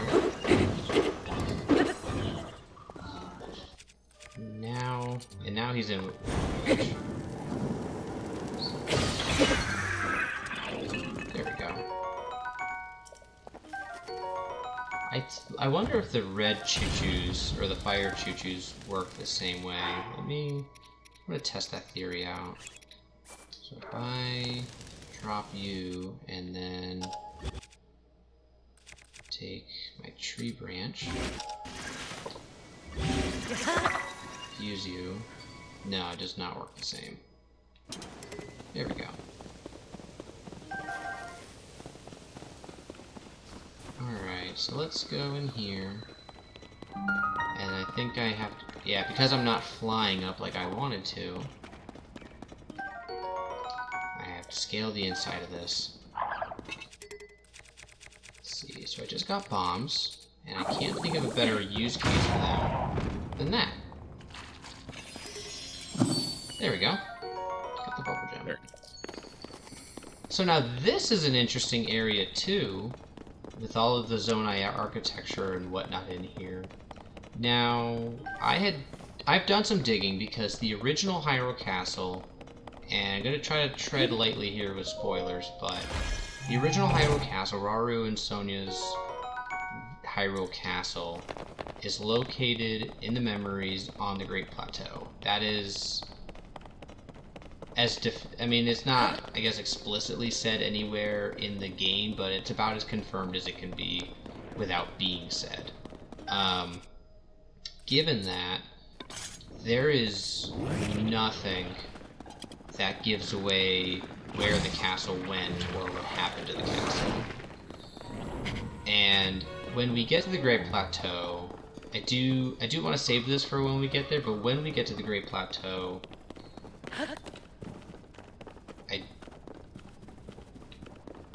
I can point out kind of where the castle was and why I think what I think, but I have suspicion to believe that this snowy area may possibly have some of the original castle stuff. I'm not gonna fight you because I don't trust my combat ability. Let's put this back on. I don't think I can use the sword for combat again, because this is my only rupee. So this is purely for travel. Okay, run away from you. I've never played this game more scared in my life. Something about just only having 3 hearts. Yeah. It just feels like any attack can take me out. And I am not pro gamer enough to be able to survive that. Alright, so we made it to the recall shrine, just about. And I think what's really mean about where they put it is recall would have made getting to that shrine way easier. But that's kind of the point. Lift up the log and then lower it down. I'm sorry, not recall. Ascend. This is the Ascend shrine. Yeah.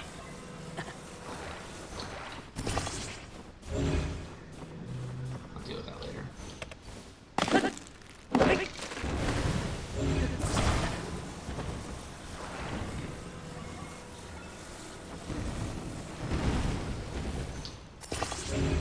Just going out of my way to make this work. That sucks.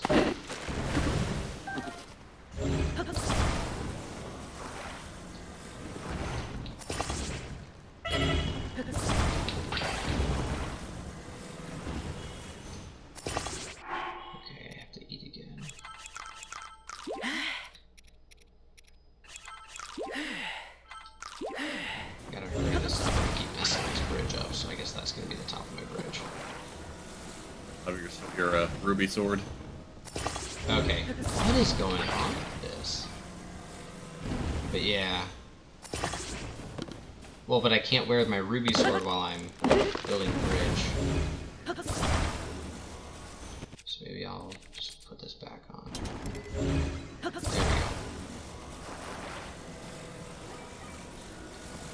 Alright, so let's put this bridge together. This is the worst bridge.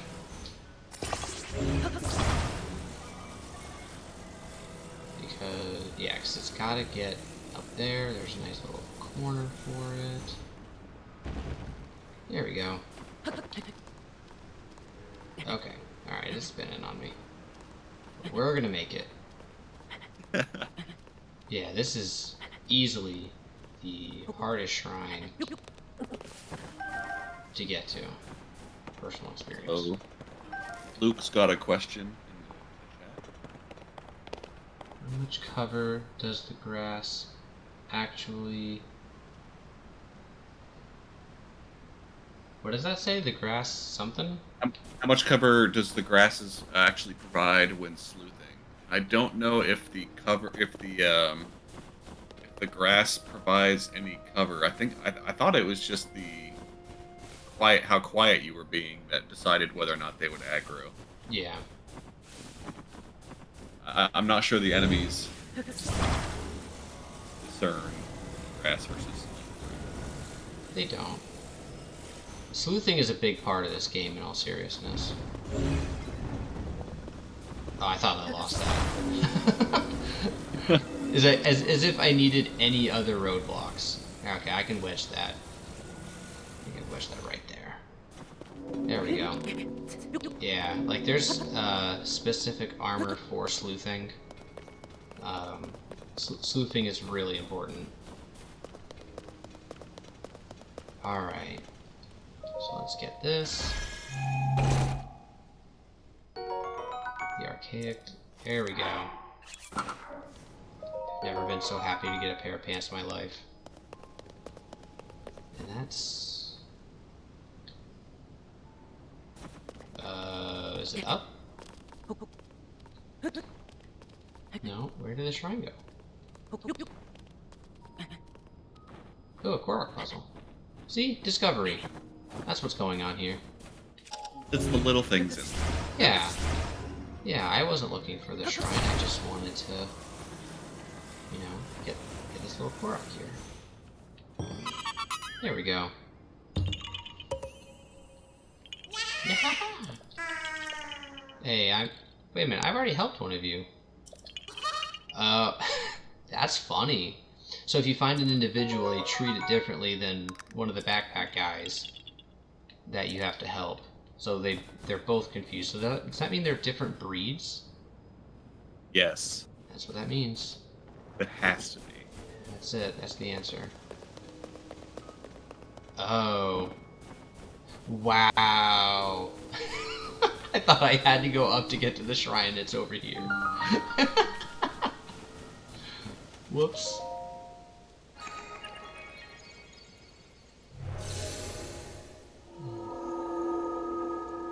There we go. This is fun. I'm enjoying this. It's been a long time since I actually played Tears of the Kingdom. Just been playing it for like gathering footage, or? Yeah, I mean that is pretty much exclusively what I do in Tears of the Kingdom at this point. it's footage, or if I need to do research, then I, go and do the research. But yeah, no, I mean, I haven't completed a quest or done anything of value in a while.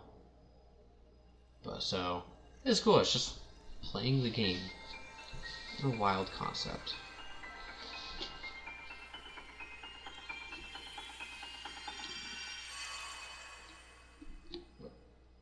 And we have the Ascend ability. I find it... I don't know what I like more, Ascend or Ultra Hand.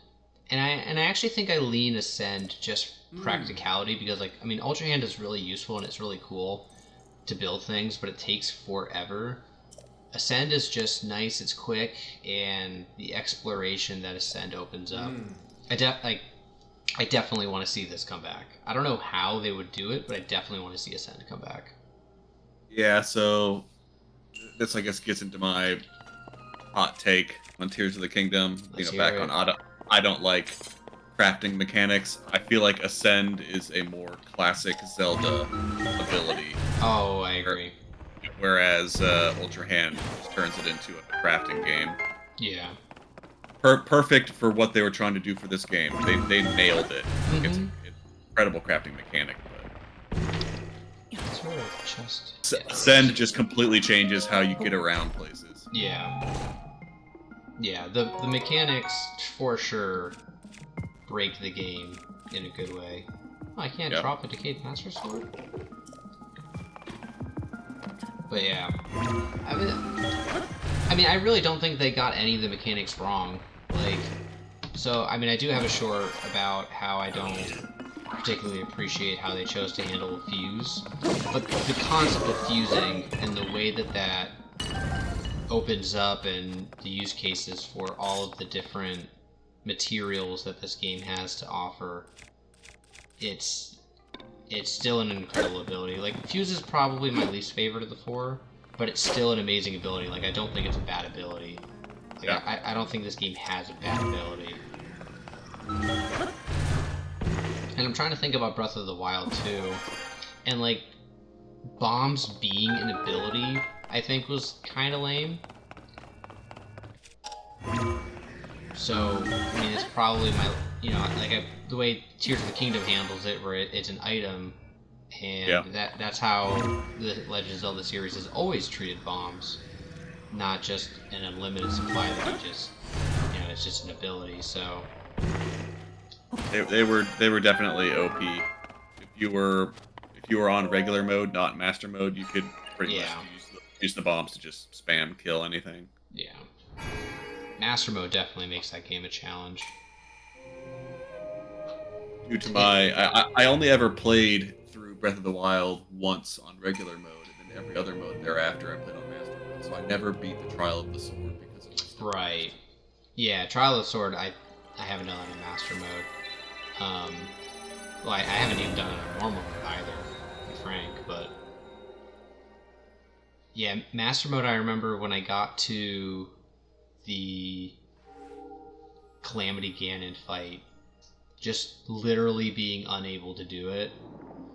Where, you know how he goes into his, like, invincible mode? Yeah. I think the game realized, like, they've got code in the game that's like, if you spend enough time in the fight, alive, obviously, and you don't beat him, I think it just drops the invincibility. And I found that. I just relied on, I think I mentioned earlier, I am awful at parrying. I just relied on Urbosa's Fury. Same for the DLC. Yeah. Where you fight all the bosses again, especially when you fight Water Blight Ganon and I guess Thunder Blight Ganon. Yeah. Had to rely on Urbosa, just spamming Urbosa's Fury, and then like hiding somewhere that the boss couldn't get me for a while it recharged. I got Luke with another question in the chat. Why is the wooden shield your favorite?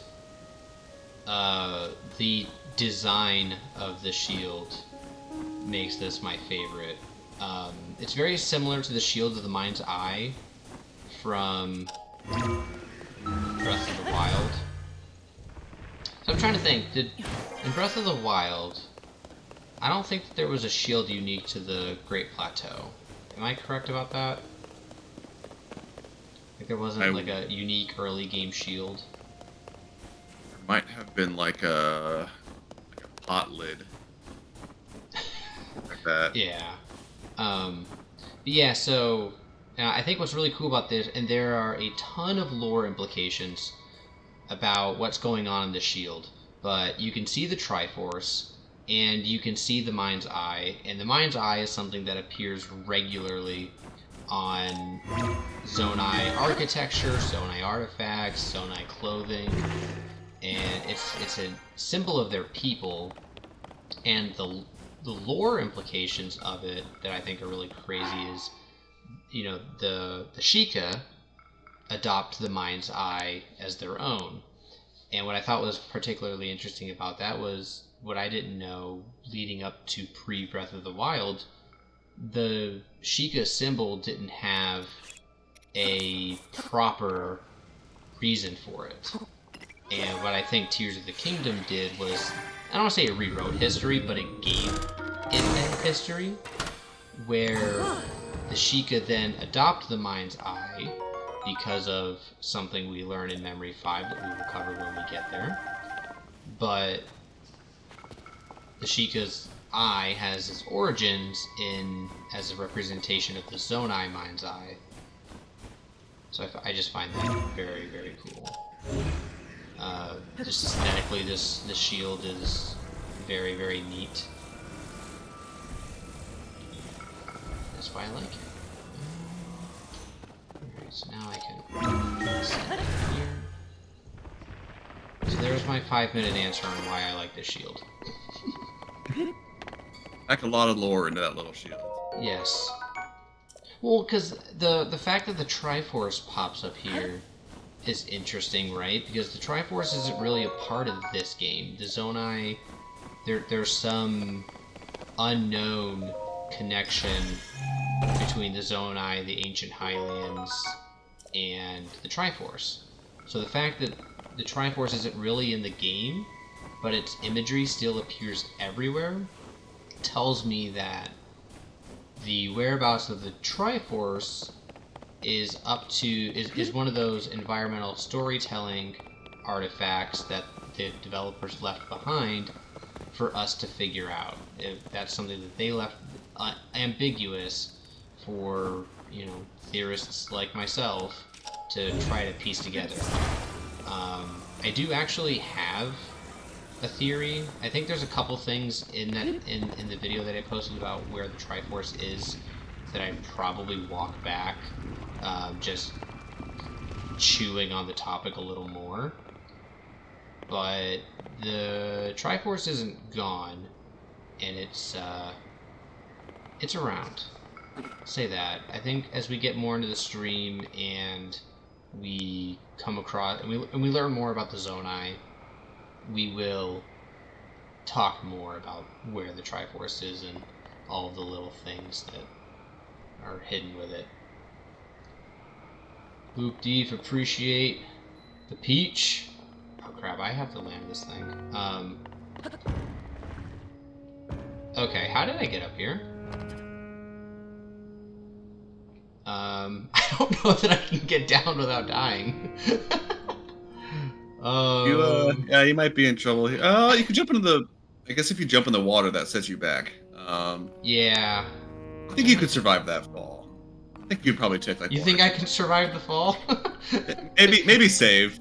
Famous last words. Yeah. Because I don't have my paraglider. I think you can survive that. That's not that bad. Okay, let's see what happens. I've survived a fall. Okay. I've survived a fall worse than that in real life.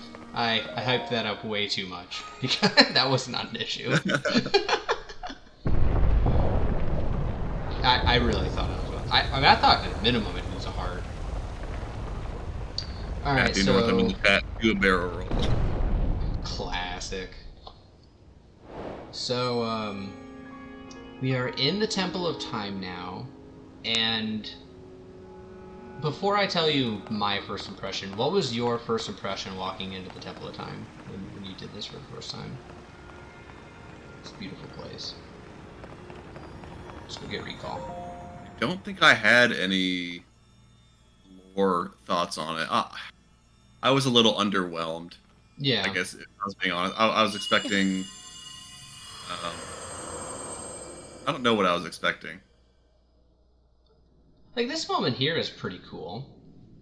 I guess it's not about the Temple of Time, but you have this hologram, if you will, of Zelda.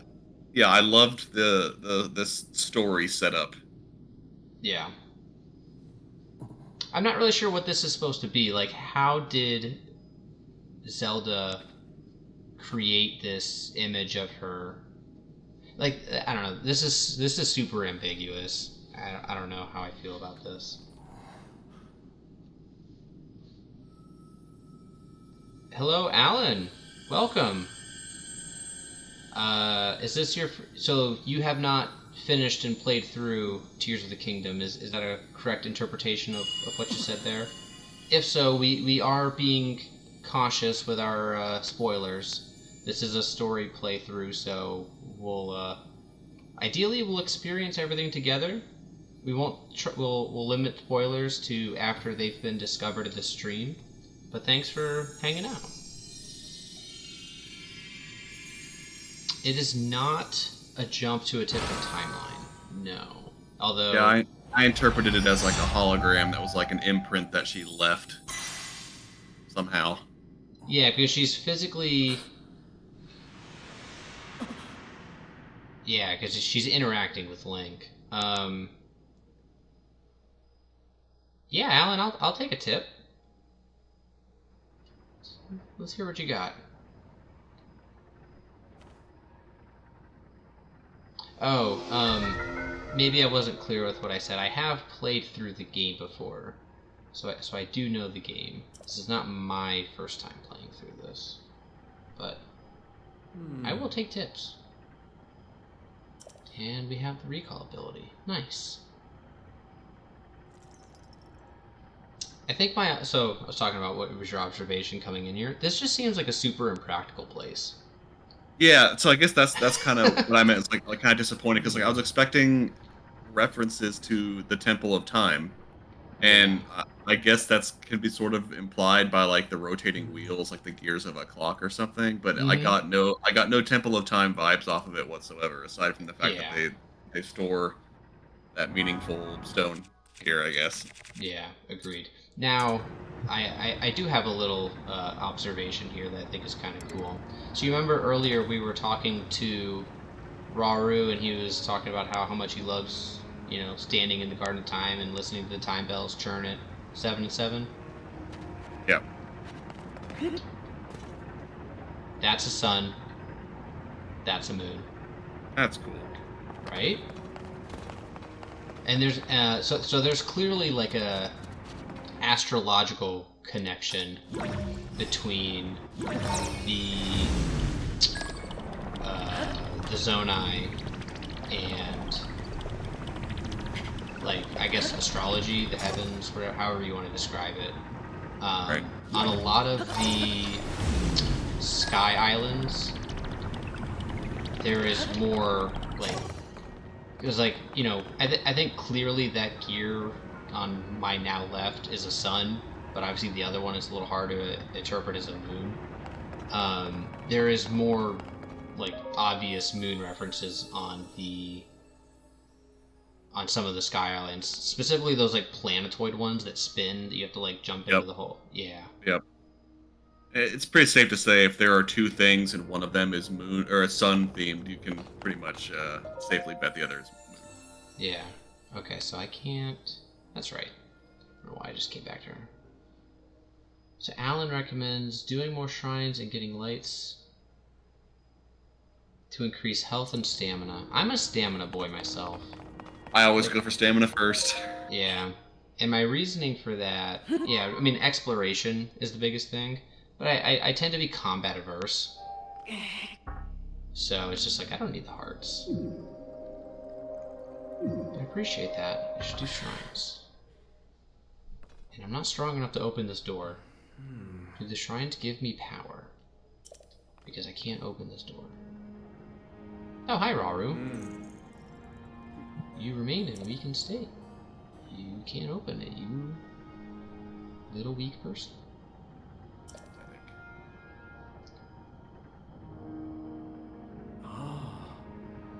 Alright, so we have one more shrine to do before we are allowed to leave the Great Sky Island.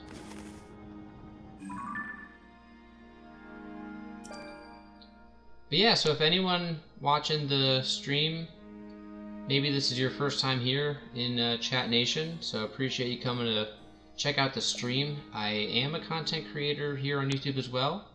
First year, not first year, but 1 year anniversary is coming up this Sunday on the 10th, so appreciate it. And if you've been a long time viewer, appreciate you as well.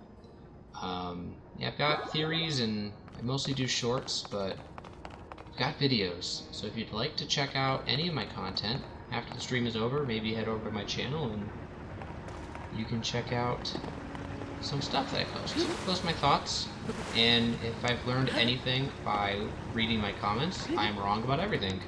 So maybe you can go chime in and let me know something else that I wasn't aware that I'm wrong about as well. Important to take that feedback in stride. Yeah, exactly. Alright, so now we are heading to the complete opposite side. I don't think this is gonna work out how I think it's gonna work out. Wait a minute, what happened? It actually might. I was standing on it, wasn't I? Or no? Yeah. Okay, well, it's gone now. Bye-bye.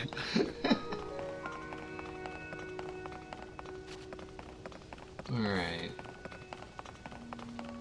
So, let's go... Oh, that's right. I'm not gonna walk all the way over there. I was about to walk all the way over there and said, oh no, I can just zippity-doo-dah my way over there. That'll be better. I do prefer... I don't know if this is HUD or what, but I do appreciate this design compared to the Breath of the Wild one. But the Breath of the Wild has its own charm because you can see the Divine Beasts running along. Yeah, you can see them little hopping along. Yeah. Yeah. Oh, cool. So, see, look. So here's those gears again. There's the sun. There's the moon. Huh. Now that we're here...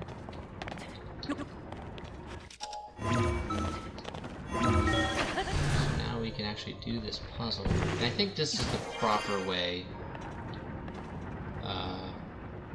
to getting to the shrine. I could be wrong about that, but I think this is how we actually get to the shrine. And that's why we have to come back here, and now that we have the recall ability... Oh! There we go. So let us explore. Yeah, I think one thing you can also do is I can ascend. I can go back to the room like where we first started. I can just ascend and just sort of slide down into this area. But that was a lot quicker. Got a couple questions in the chat. One, Alan is asking, do you know how I found you? And Matthew is asking, is this still the Temple of Time? So Matthew's is going to be easier. No, this is not the Temple of Time anymore. We did leave. We teleported to the Room of Awakening, and with the newfound abilities, made our way over to the final shrine. And this is how we get through the big doors behind the Goddess Hylia statue. And, what was the other question? Alan asked, do you know how I found you? And then he commented, YouTube recommended you. Oh, nice. Well, thank you, YouTube. Shout out YouTube. Big ups. Big props to YouTube. The algorithm works. The algorithm has blessed me. Yeah, the YouTube algorithm is a funny thing. I don't know if that is worthy of a conversation, but the algorithm does what the algorithm wants. I will say the lack of cooldown that we have to deal with now in Tears of the Kingdom. Mwah! Beautiful. I hated the cooldowns in Breath of the Wild. Yep. This is so much better. It's just fun. Just moving around this world is so much fun. I find cooldowns in most games just kind of interrupt the fluidity of gameplay. Well, and I'm sure that's why they got rid of it, was because this game is all about ultimate exploration. Those cooldowns, it's not a fun way to get around any of your problems. Sit and wait for a second. Alan asks, do you know Stampy Longnoose? I do not know Stampy Longnoose. That would be a new one to me. There we go. And, so I guess a little about me. Part of the stream is getting to know Chat Nation. I've been watching YouTube pretty much, about since 2006, really. Back when they used to do, like, you could send video responses to videos. I know, like, Ray William Johnson, that was a big thing on his channel. You'd watch his thing, he'd have some, like, comment question, or comment response of the day, or video response of the day, and he would just collect people's video responses to the next one, he would address it. So I'm fairly plugged in terms of what's going on YouTube, but Stampy Longnoose has, I guess, as far as I am concerned, not been blessed by the algorithm. Maybe he has for other people, but he has not been pushed into my feed. Alright. This is absolutely stunning. Twilight of Tears of the Kingdom. This is probably one of my favorite locations in this game. Yeah, that's interesting too. The clouds have like a purple hue to them. This is cool, but and you can actually see some of the world. Like I think that's technically that's a cloud barrier, right? But you can still see through it. What is that? Oh, this is the first time to use the poor pad. Here we go. Matthew has challenged you to do a barrel roll for $10. Oh crap. Yeah.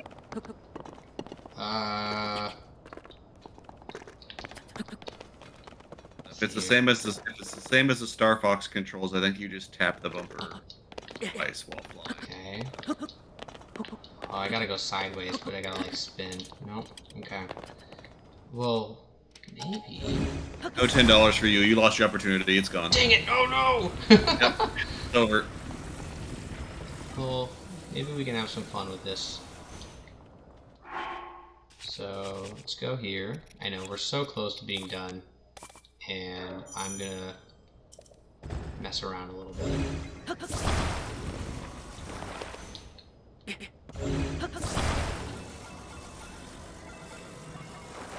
This is my attempt at a barrel roll. I want to see if it's possible doing it this way.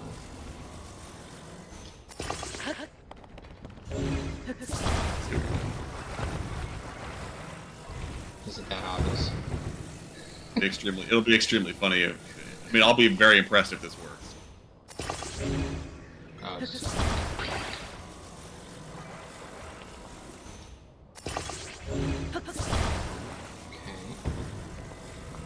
I feel like a friggin' TIE fighter if I really wanted to. There we go. Alright. I am nothing. I am a schmuck who will do anything for $10. You're just gonna plummet.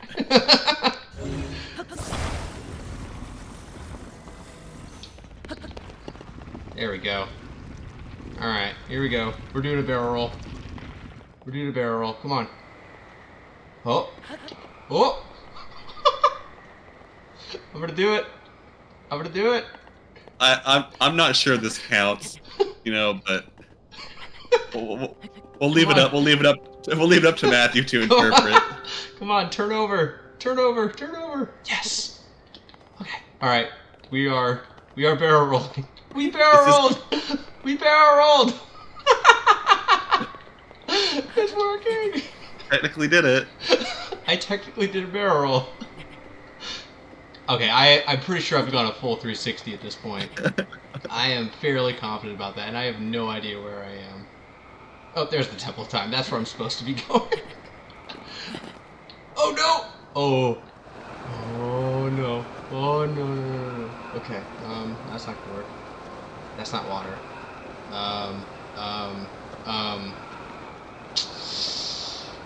Rip in peace. Is there anything I can do about this? Yep, there I go. I did it for the barrel roll. That happened because I was trying to barrel roll. Which I would argue I did. What do you think? I think we leave it up to the viewers to determine. I'm not going to entitle you to someone else's hard-earned money. No, I'm sorry. No. You're not entitling them to me to their money, but I'm just curious what your opinion is. I think you did a barrel roll. Yeah. Oh no. 8.5. Do I land it? Okay. Alright, we're going back. We're gonna land it.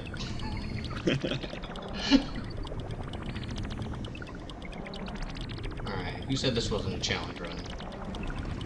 Alright, let's go back. Yeah. Catch it. Oh, come on. Nope. Yeah, okay, there we go. Alright. So now I just need to stick the landing. Oh, hello. Oh, Yo! Matthew, I appreciate you so much. What a good sport. Yeah, seriously, thank you. That means a lot.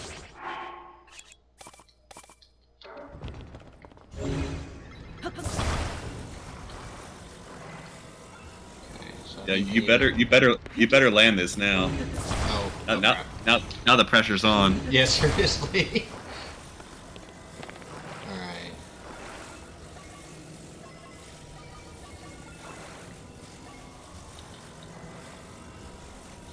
This is crafting can't be fun.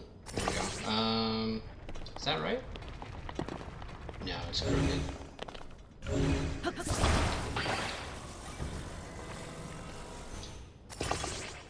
There we go. Okay. Oh, you know what? The consideration here is because with this, you can't technically use two pieces. You know what? I have to turn it around. Yep. Oh. Finish this. I have to finish. Can't finish it on the track. Alright. You know what's funny, with, I guess, doing the challenge here, I did have an original idea for the stream,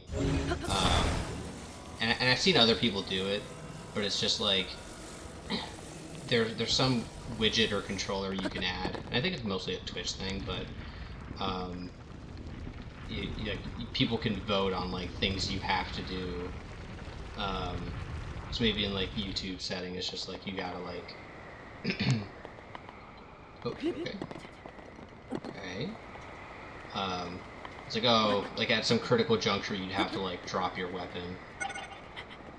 Oh no. That's not a good sound. Okay. Alright, so... Oh, no! That just happened. I got close, but no, I didn't do a full 360, and I didn't land it. That's a bummer. Well, I think that was my last attempt, so we'll just head to the Temple of Time, but that was certainly fun and interesting. I did a barrel roll. Did not land it, but did do the barrel roll, Matthew. I really appreciate the I think that That's a super chat. I think that's a super chat, so I appreciate the super chat, I really do. Alright, let's go to this Temple of Time, and let's get into the story beat. On that note, I must sadly take my leave.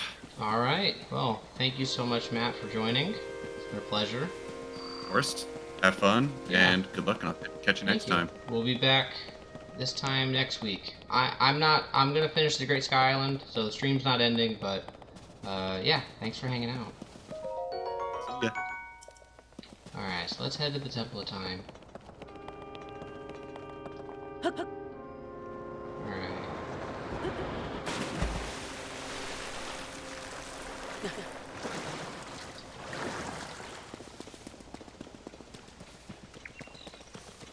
So Luke, I fell off before I was able to land it, so that is a no-go on being able to land the barrel roll, and I'm out of wings, so I cannot reattempt it. So, I failed the challenge. That's all I can say. But we're gonna go ahead and head over to the Temple of Time. We've completed all of the shrines at this point. So now we'll be able to talk to the goddess Hylia statue, get the 4th heart that we need to open the back door, and the game is going to open up to us. So let us head to the new Zonai, Temple of Time. Alright, so Alan, dare you when you get to the ground, do 15 shrines. Well, I think that'll happen naturally. But I can certainly probably find those out. There's going to be a lot in Hyrule Field, so I can do 15 shrines. I don't know. I don't think I'm going to get to 15 tonight. It's pretty late. But maybe that'll be the first thing I do next stream. So for those of you that are Tears of the Kingdom savvy, these are bright blooms. Let's see if I think I've got a giant bright bloom. Yeah. Yeah, oh wow, way too bright, so you can't really see it. So maybe if there we go, I got a small one. Speedrun, there we go.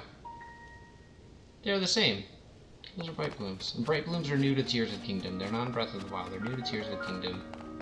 And that's what they are. Very cool. Speedrun all of the shrines. Respectfully, no.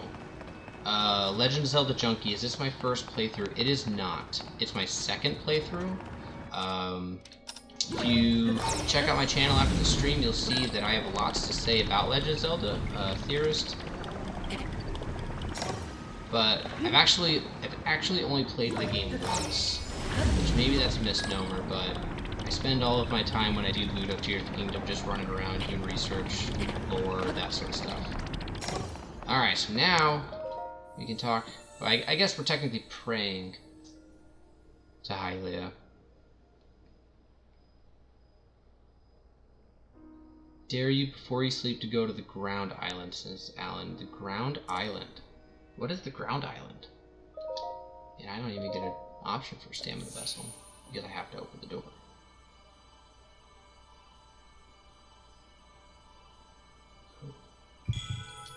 Yeah, I'd be curious to know about the Ground Island.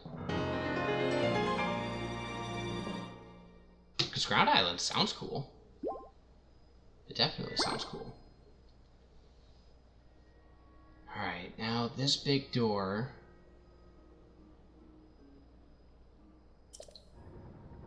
So what's actually interesting is from the Tears of the Kingdom trailer, we actually see Link open this door, and the implication is that he opens the door and then he runs out, and he's running, and he jumps, and in the background you see the Temple of Time. Well, that was a misnomer, I guess that was a misdirection by the people who were crafting the trailer, because obviously when you're pushing this door, you are in the Temple of Time. But yeah, you see him open these doors, you see that, and then the next shot is Link running as hard as he can. And the idea is, oh, he's running to the Temple of Time and out to the Skylands, but that's actually back where we started, so a little bit of comparison here. I see you have managed to open the door. I have. You haven't fully recovered yet, but but that is to be So expected. Rauru is going to be a pretty big almost beyond figure saving. in this story. So more to come on him. By visiting the shrines and receiving their blessings, you have mitigated some of the corruption's effects. That's right. Just gonna let the game do the talking here. Though our time together has been brief, I am so happy that we finally met.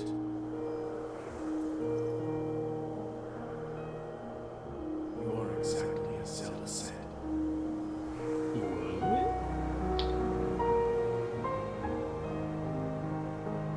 I've done everything I can for her. Now it is up to you.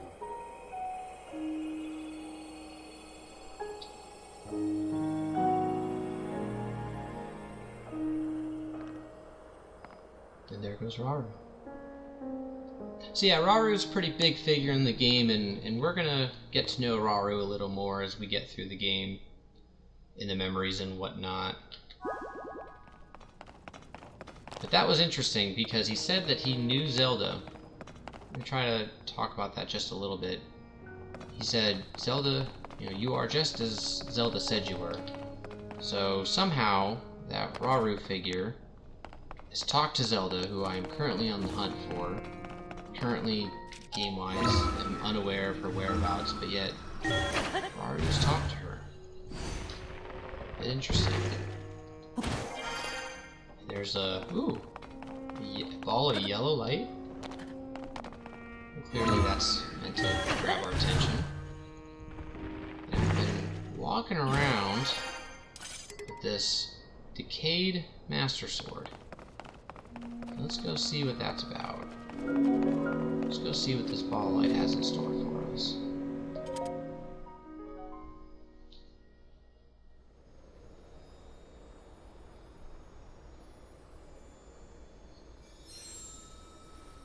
Again, I think this is one of those moments where I'm just gonna let the game do the talking here. Alan, no rain. A little cloudy, but weather is good, and the weather up on the Great Sky Island is perfect. It's absolutely stunning. So the Master Sword is glowing, and Link intuitively decides that he's going to... Oh! The sound of Fi, however you want to say it, the spirit of the sword, talking to Link, he just knows to put it in this golden ball of light.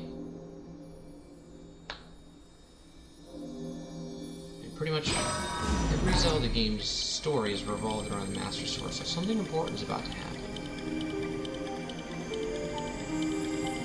I will once again take a back seat and let the game do the talking. Let's hear Zelda.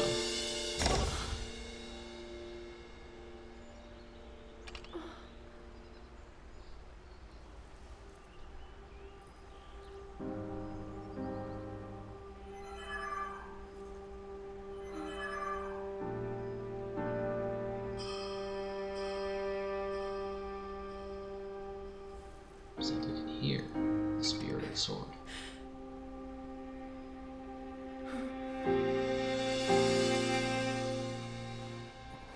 Clearly emotional. And Link now without his trusty weapon. And the light dragon emerges from the clouds. Because we haven't technically did.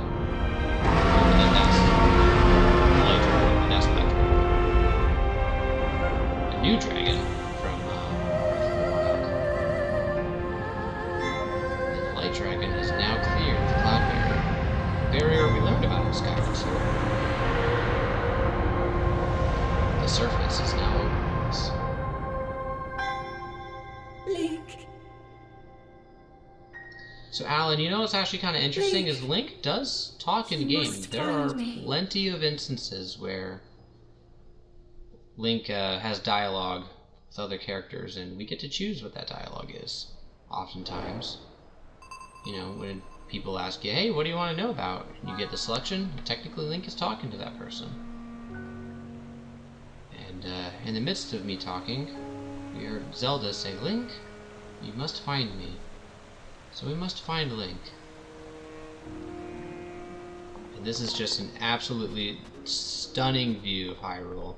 So think about everyone who's played Breath of the Wild when you first come out of the Shrine of Resurrection, and you just see all of Hyrule in front of you, and you just know that anywhere you want to go, you can go. Now this is a world that we've already explored. I mean, I'm assuming most people who have played Tears of the Kingdom, or who have played Breath of the Wild, you know, would be playing Tears of the Kingdom. You wouldn't really do it out of order. So seeing the Hyrule Castle up out of the ground, like we saw at the beginning of the game, everything looks so small from up here. You can see the regional phenomena, blizzard over Rito Village, the malice, or now called gloom, emanating from Death Mountain.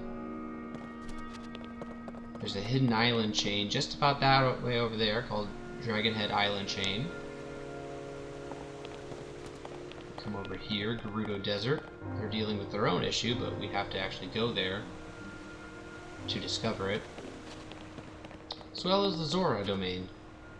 I think actually that is the path to the water temple over there. And there's some stuff going on over too.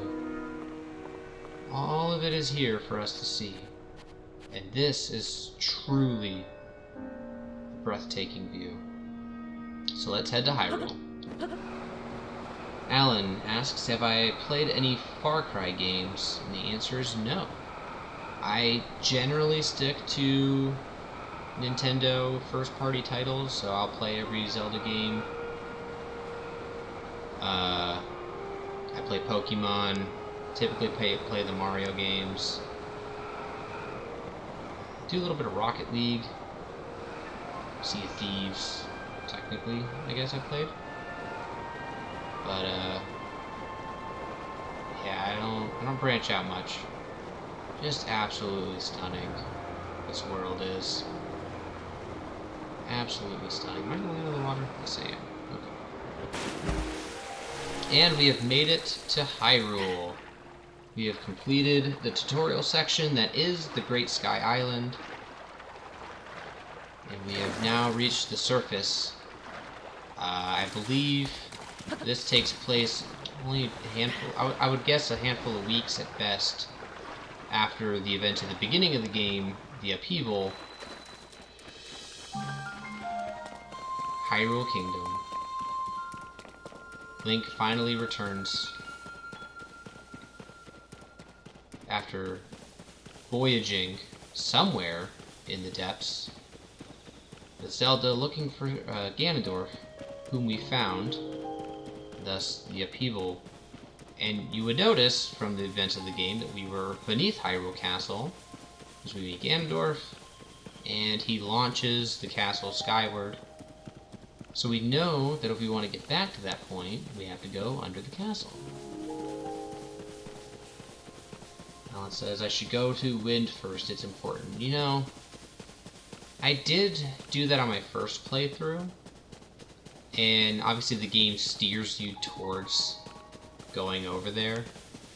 I'm actually thinking I'm gonna go. I don't know. I think we'll cross that bridge. But I do want to make it to Lookout Landing and see what that has to offer. That's right, I don't have the Decayed Master Sword.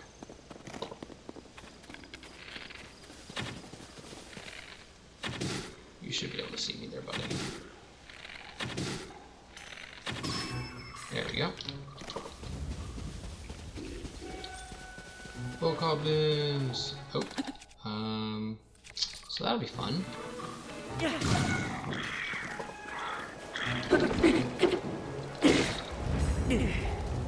really thought I was gonna have this. There we go.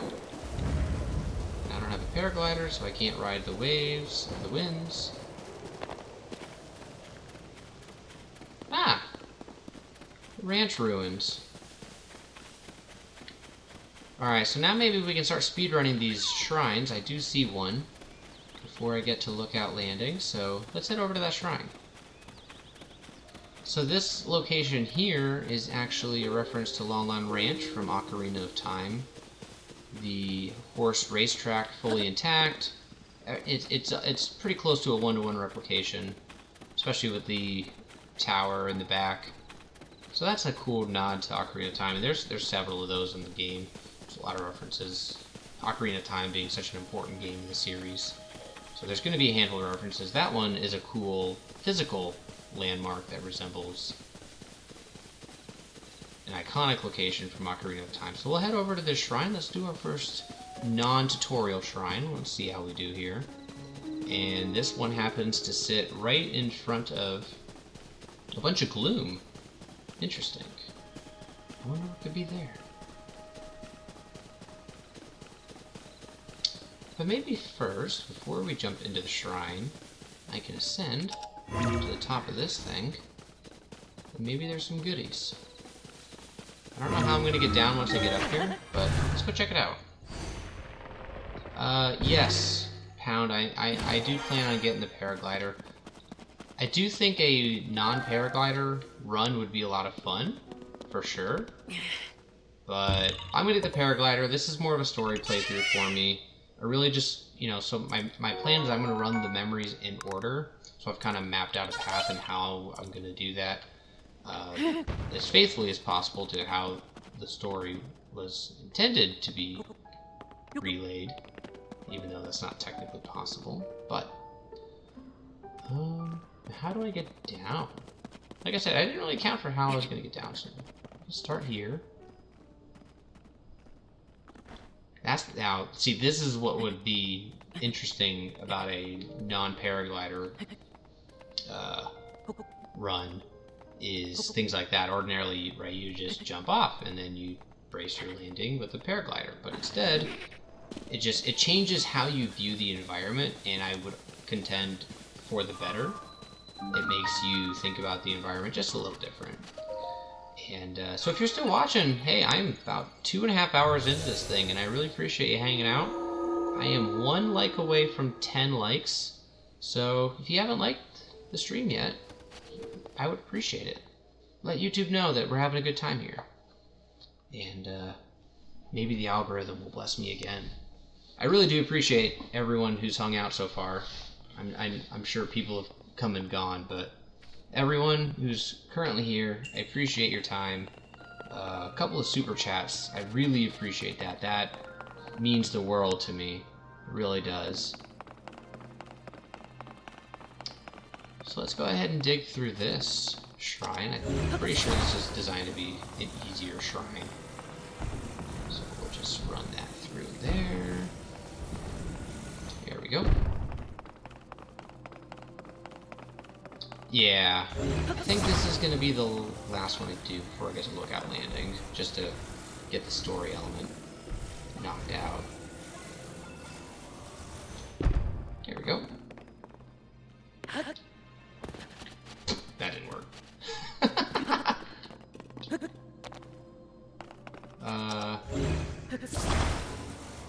Here.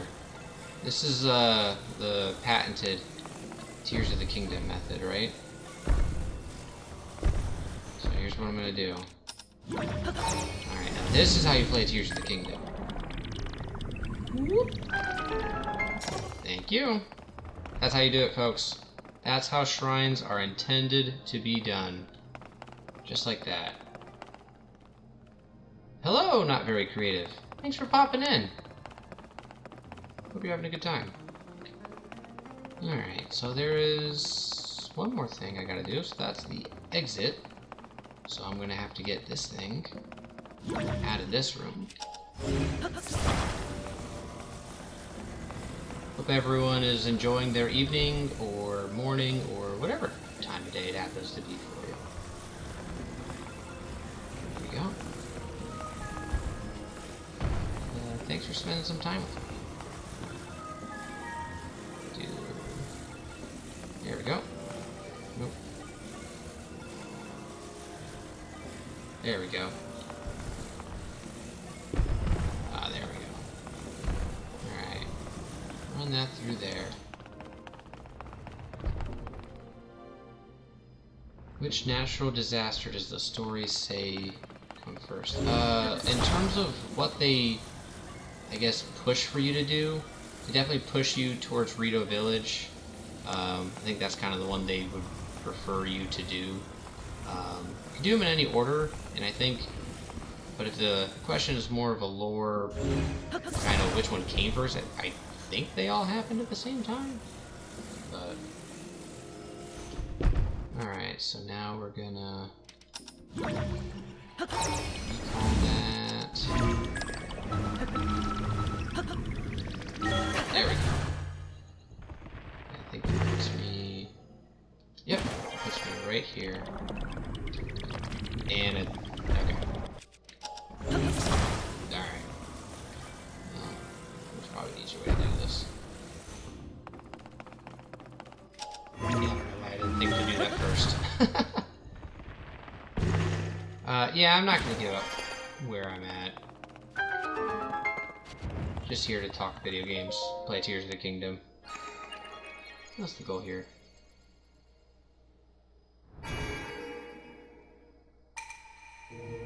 Yeah, it's not very creative. You jumped over the gap. I tried that and I fell. So the creativity was a product of not being able to do the simple. I don't know what's worse, and I don't have an answer for you. But I do like the name. Honesty is the best policy. But something tells me that you are creative and you're just sort of being humble, which I can respect. So there it is, the first non-tutorial shrine knocked out.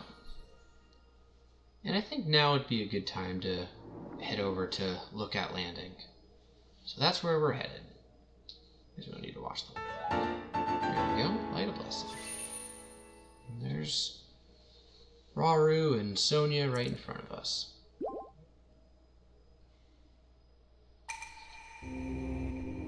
Yeah, so I'm gonna do that about 147 more times. Seems right. I don't think that I am going to do every shrine in this playthrough. I would like to conclude it at some point before 2025. So that's kind of why I've chosen to do more of a story playthrough. Let's head Lookout Landing, and here's a giant crater in the ground created by the upheaval that we will come back to, but I find it important that we go to Lookout Landing first instead of just sort of diving in there. Some Zonai creations would be really helpful, because something that I should do more shrines. Alright, you got me. We'll do one more. I want to say that there's one just on the other side of Lookout Landing. Ah, you are not wrong about that, needing the paraglider before the depths. I wonder, though, if they would stop me from trying to run in if I don't have it. Which would then be interesting, because how would anybody else get there, because I'm the only one who's apparently allowed to use a paraglider. Canonically speaking, of course. So maybe I won't do the depths, because it's very obvious that maybe I could have realized that I don't have a paraglider. So then I guess a non-paraglider run would preclude me from being able to access the depths, which is not fun. But I don't think it's a glitch, but there's a mechanic that some talented people are able to pull off, where I think they drop a wing, there's some button combination, and then they drop another wing and they're able to actually land on the wing. So that could be an option, but I don't think I'm going to be skilled enough to pull off that maneuver. I don't know how you do fall damage cancel without a paraglider, but I am sure someone has figured it out, and if you know it, I would love to learn it. So here's another shrine. We'll go do another shrine. I am nothing if not a man of the people. Oh, hello.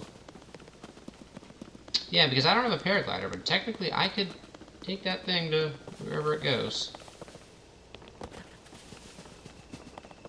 Yeah, it does. I think it was, I think I learned it. Not exactly learned it, because I don't know how to do it, but I saw it. I think it was Timber's video of trying to minimum percent Tears of the Kingdom, and I think he got 0%. I think that, but that's a technique that he uses to get off of the Great Sky Island, without having to actually go through the story beats. Because if you go through the story beats, you add percentage to the amount of the game that you've played. So this is combat training, my favorite thing. Alright. So these would be akin to the Trials of Combat from Breath of the Wild. And I will have to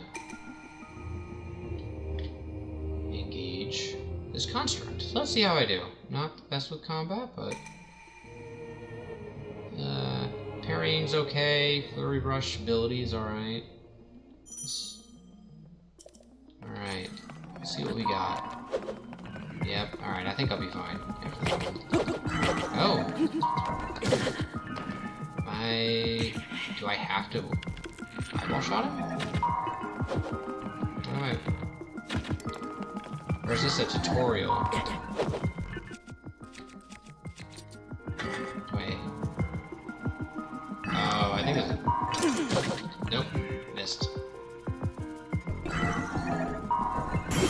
There we go. Oh. Okay, I'm supposed to be learning something. Got it. That's why they offer this stuff. Or is this literally... Oh, I'm just literally supposed to do the dodges? There we go. Thank you. Do a backflip. Create an opening to strike back. Okay, I think I can handle that. I am playing this as somebody who's never played this before. That would be how it seems, I suppose. There we go. Take that. I wonder if this reduces damage on a weapon, because I'm definitely using one of my better weapons. There we go. I think it was a little more forgiving. Build up your power and then release it to... Ah.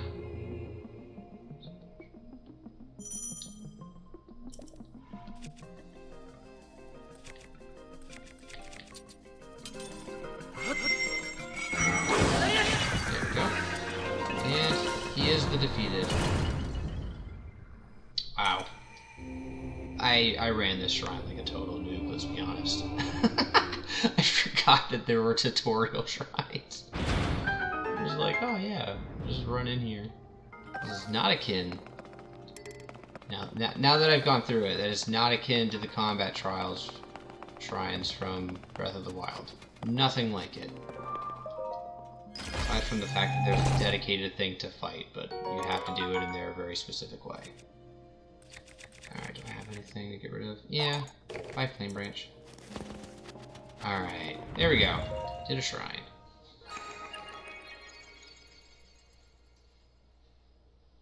And I'm done watching those. It's very repetitive. We know what's going on. Yeah. It was a puzzle where they told you the answers, and it just took me a little while to actually figure it out.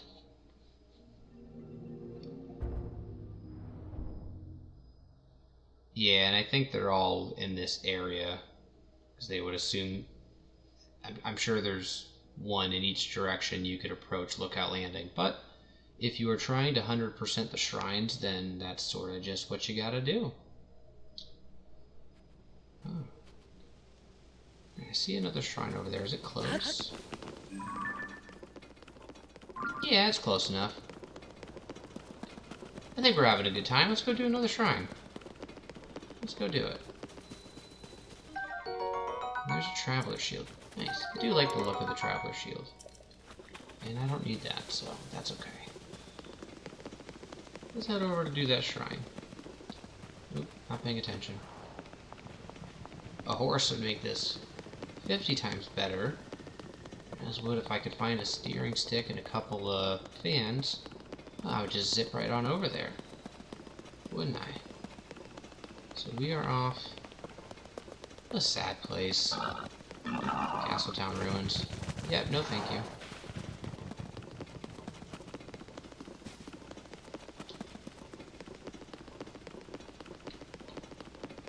Here's an old fountain. Some more ruins.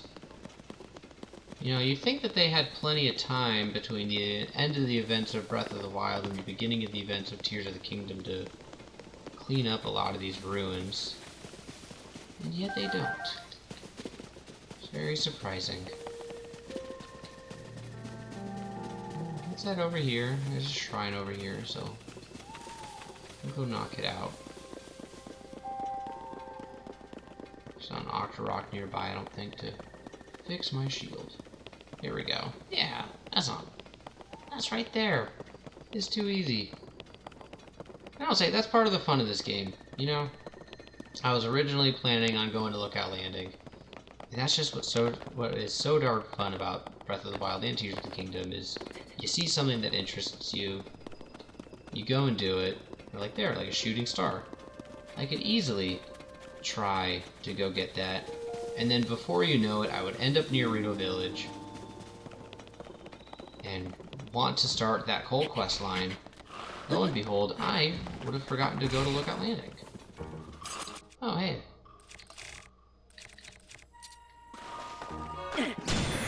See ya. Oh. Guess maybe I should have followed. There we go. Bye-bye.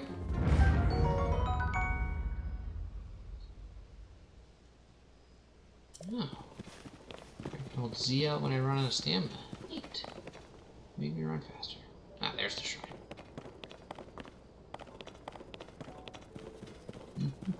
We're gonna head over and do the shrine.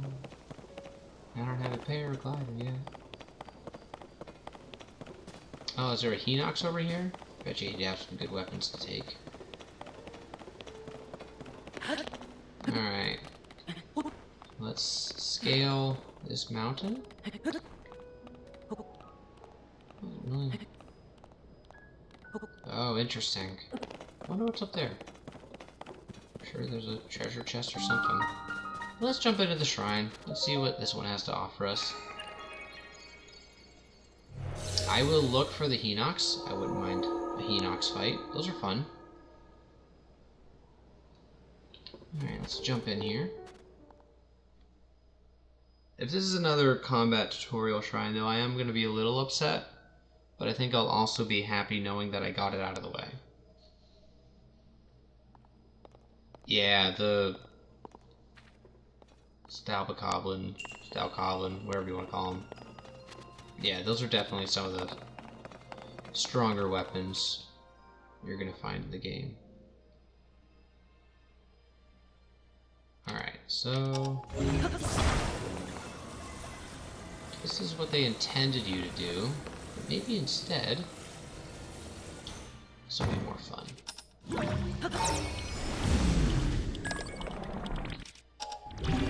Nope, wrong one. Nope, that didn't work. Alright, I'll just do it their way. Fine. Wasn't pro enough to do it the fun way. Oh, wait a minute. I don't have a paraglider, so I actually can't do it that way. So I have to do it this way. I am actually forced to do it this way.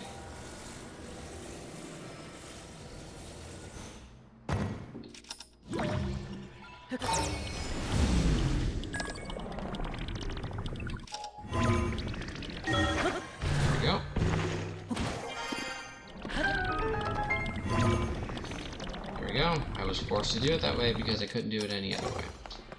I don't have paraglide. Alright. Gee, I wonder what I'm supposed to do here. Alright, so I dubbed the Bodhi McBoatface. That's this guy. Let's jump in here.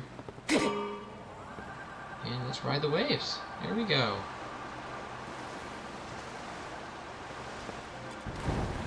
Thank you. Alright. Ah, interesting. So let's attach.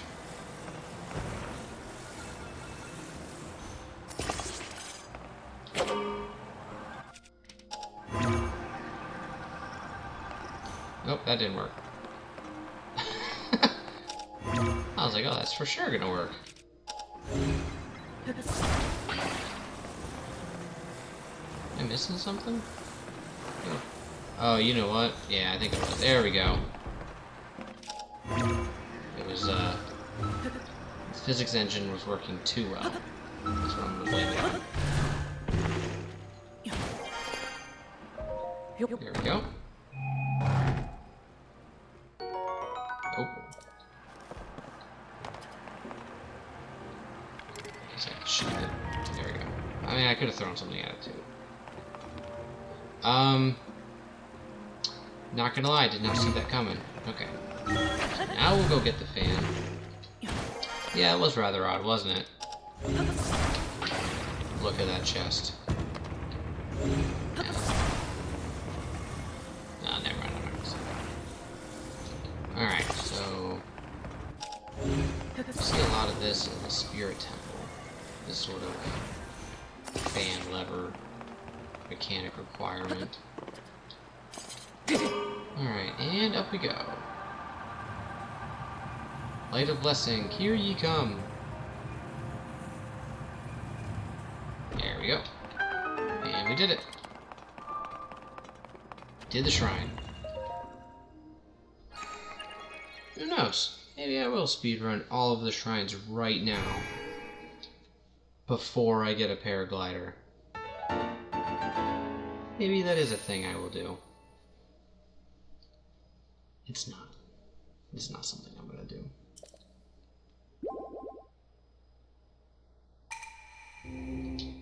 Alright, wrap that up. That was a fun shrine. I did make it look like a tough puzzle, didn't I? Trying to play around too much, that's a problem. Alright. I am going to head to Lookout Landing. Get that going. Oop. Uh-oh. Oh, wait a minute. No, there's a Hinox that I'm gonna fight. Let's go find that Hinox. Let's go. Me and my now 50% health. I think he said he's on a bridge nearby. So see how far more deviated I can get from my path. Well, there's a bridge. I don't think, is there a Hinox on there? Yes, there is. Alright. Oh my god, I completely forgot about these guys. Alright, that's better. What? You're on fire. Alright, I'll use your natural enemy. There we go. I was never concerned. Alright. There's a heat. Oh, those are. I think I need to heal first.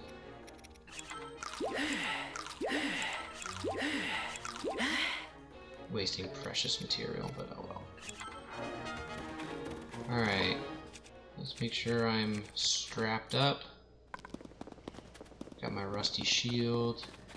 Oh, there's a well here. Alright, real quickly, what's in this well before we fight the Hinox? What's in here? Ooh. Right cap? Got that. Okay. This well proved more comfortable than I expected. Not too hot, not too cold. No need for heat-resistant chili ingredients or cold-resistant warm ones. Okay, so are you gonna give me...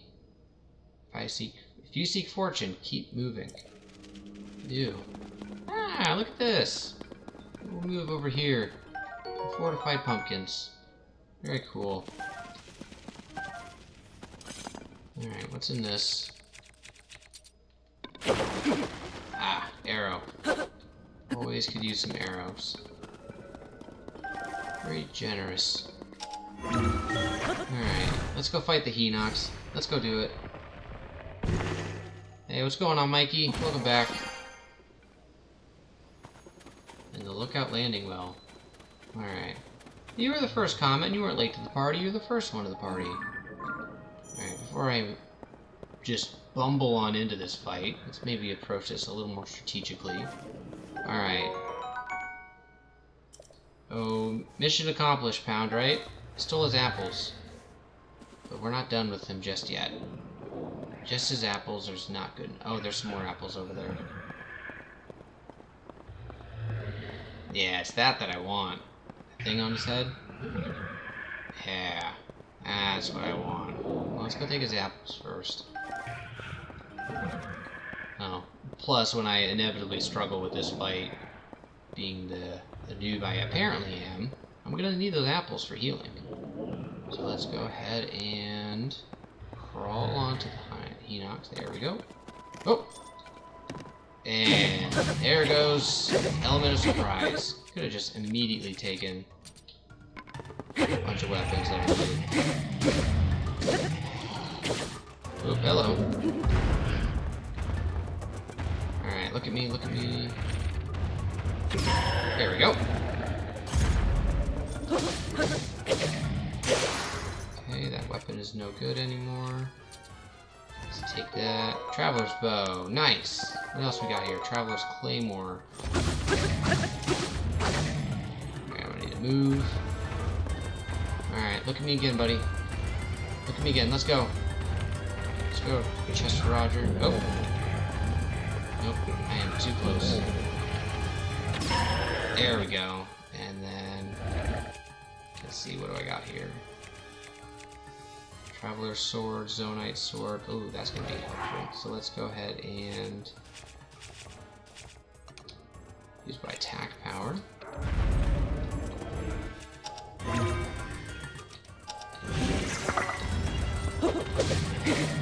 we go. It's a good opportunity for that. Whoa. Oh, he still has the Traveler's Claymore. Okay, well, I don't have... Nope, just completely missed. I don't have any arrows anymore, so that sucks. Let's do Dazzle Fruit. There we go.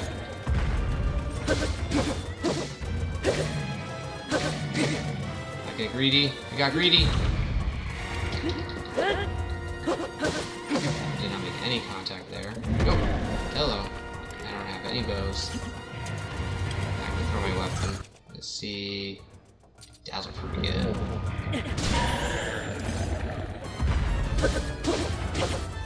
He's getting up quicker now.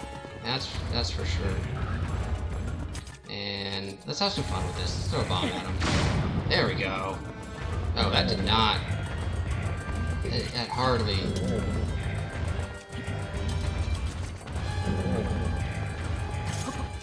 There we go. Just doing it out of order. There we go. There we go. There we go. Let's finish this. Nice. The Hinox is dead. What do you guys say? Hinox or Hinox? I know I say Fee weird. I think probably you're supposed to say Phi, but what do you guys say? Do you guys say Hinox or Hinox? Thank you. Yep. Let's get all this good loot, and because I just started the game out, it's going to tell me what every single thing is. Let's go, what do I have here? Yeah, let's do Traveler's Sword. There we go. Now I got a nice strong club. Alright, well, as much as I really want to head that direction, we are going to head back to Lookout Landing. So let's do that. Let's travel back to the shrine over here. Alright, let me look at the chat, see if I missed anything. Lizards running the wall. Yeah, the Hinox does have bad reaction time. Or maybe I'm just really good. Maybe I just kicked his butt. Yeah, I don't think I took a single hard damage on that one. So I used my items effectively, as well as my 2 arrows that I went into that with. Probably could have managed that a little better. Alright, so let's head over yonder to Lookout Landing. I'm not gonna lie, they really kind of mucked up that site. Lookout Landing, or what is formerly there, was where Link was enshrined as a knight. The royal knight assigned to the princes of Hyrule back during the events of Breath of the Wild. And instead of leaving that place as a nice and honored memorial, they threw up this crappy little fort that would not keep any of Ganon's minions out of here. I guess Ganondorf in this game, but I digress. Okay, so there are some guys standing up front here. Yeah, I just think Lookout Landing is ugly. Alright, so we have made it to Lookout Landing. And those guys have bad eyesight because they can't see me. But this is where I am going to end the stream. So thank you all for participating, for joining and watching. If you were watching it all over the last 3 hours, I really appreciate it. And in the next stream, next Tuesday, beginning at 9 Eastern, 6 Central, we will be going through Lookout Landing, talking to Pura, getting the paraglider, and making our way to the first memory, and we'll see where we get. So, with that being said, Pound, not very creative, Mikey PBR3, if you guys are still around, anyone who's been hanging out with me here today, I really appreciate it, and we will see you in the next one.